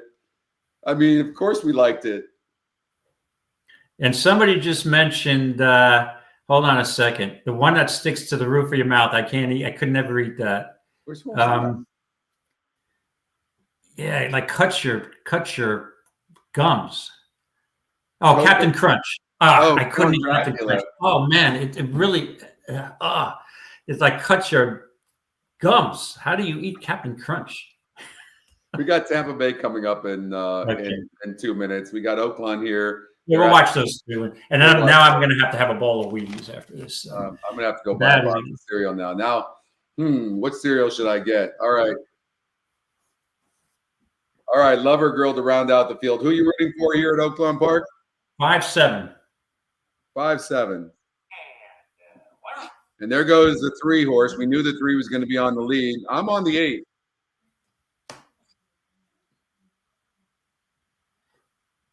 The 5's the gray horse getting a perfect trip there, Scotty. Yep. Story hour. But not better than the 8. The 3 got off at 10-1. Yeah, well, this horse, at 22 and change.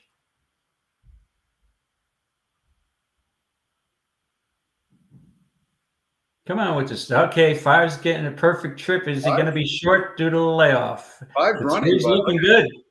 The 3's looking good. Very good. 5's being asked now. No, 3's starting to slow up. There goes the 8. The jockey's trying to. He smells it. He's like, I smell a win here. Oh, 3's not stopping, huh?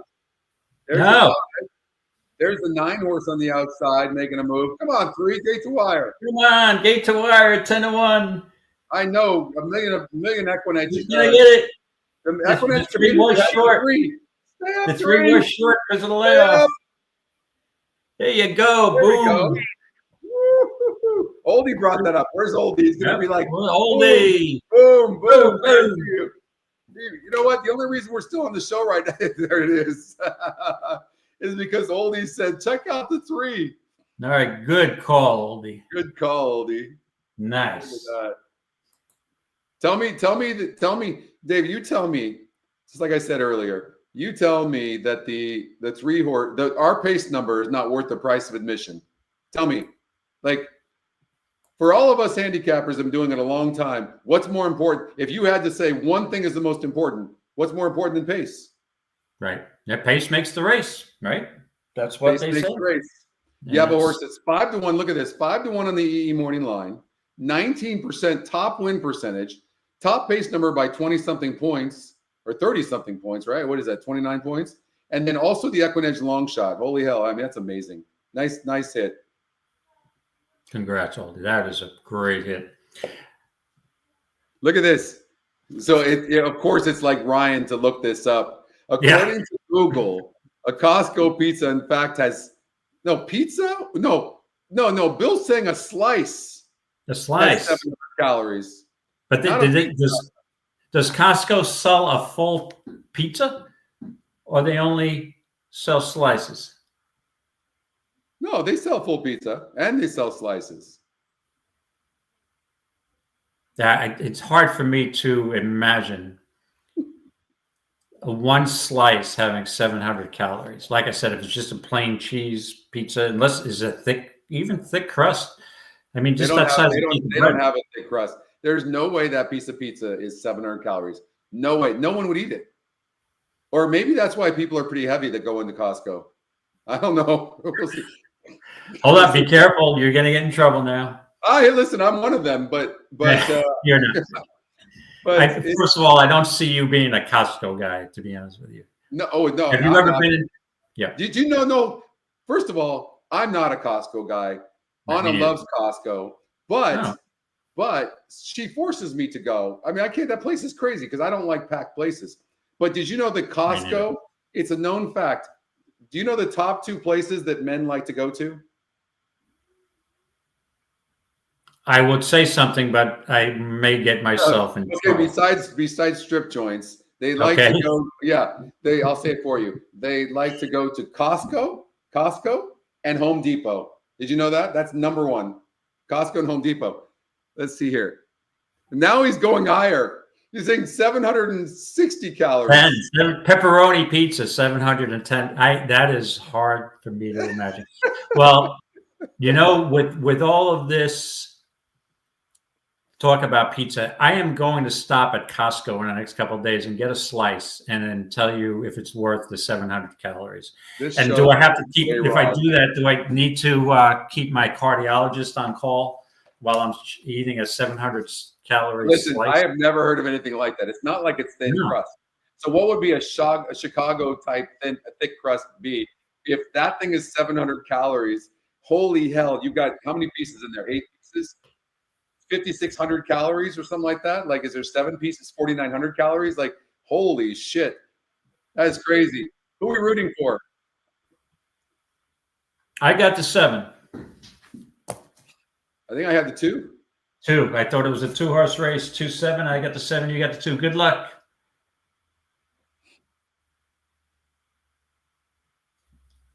Wow, the 2's up on the lead too. Look at this. They all want the lead, and the 7's going to come out with the lead. And the 2's right on it.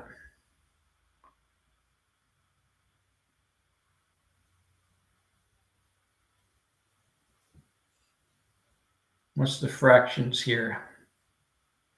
Yeah, it's not overly.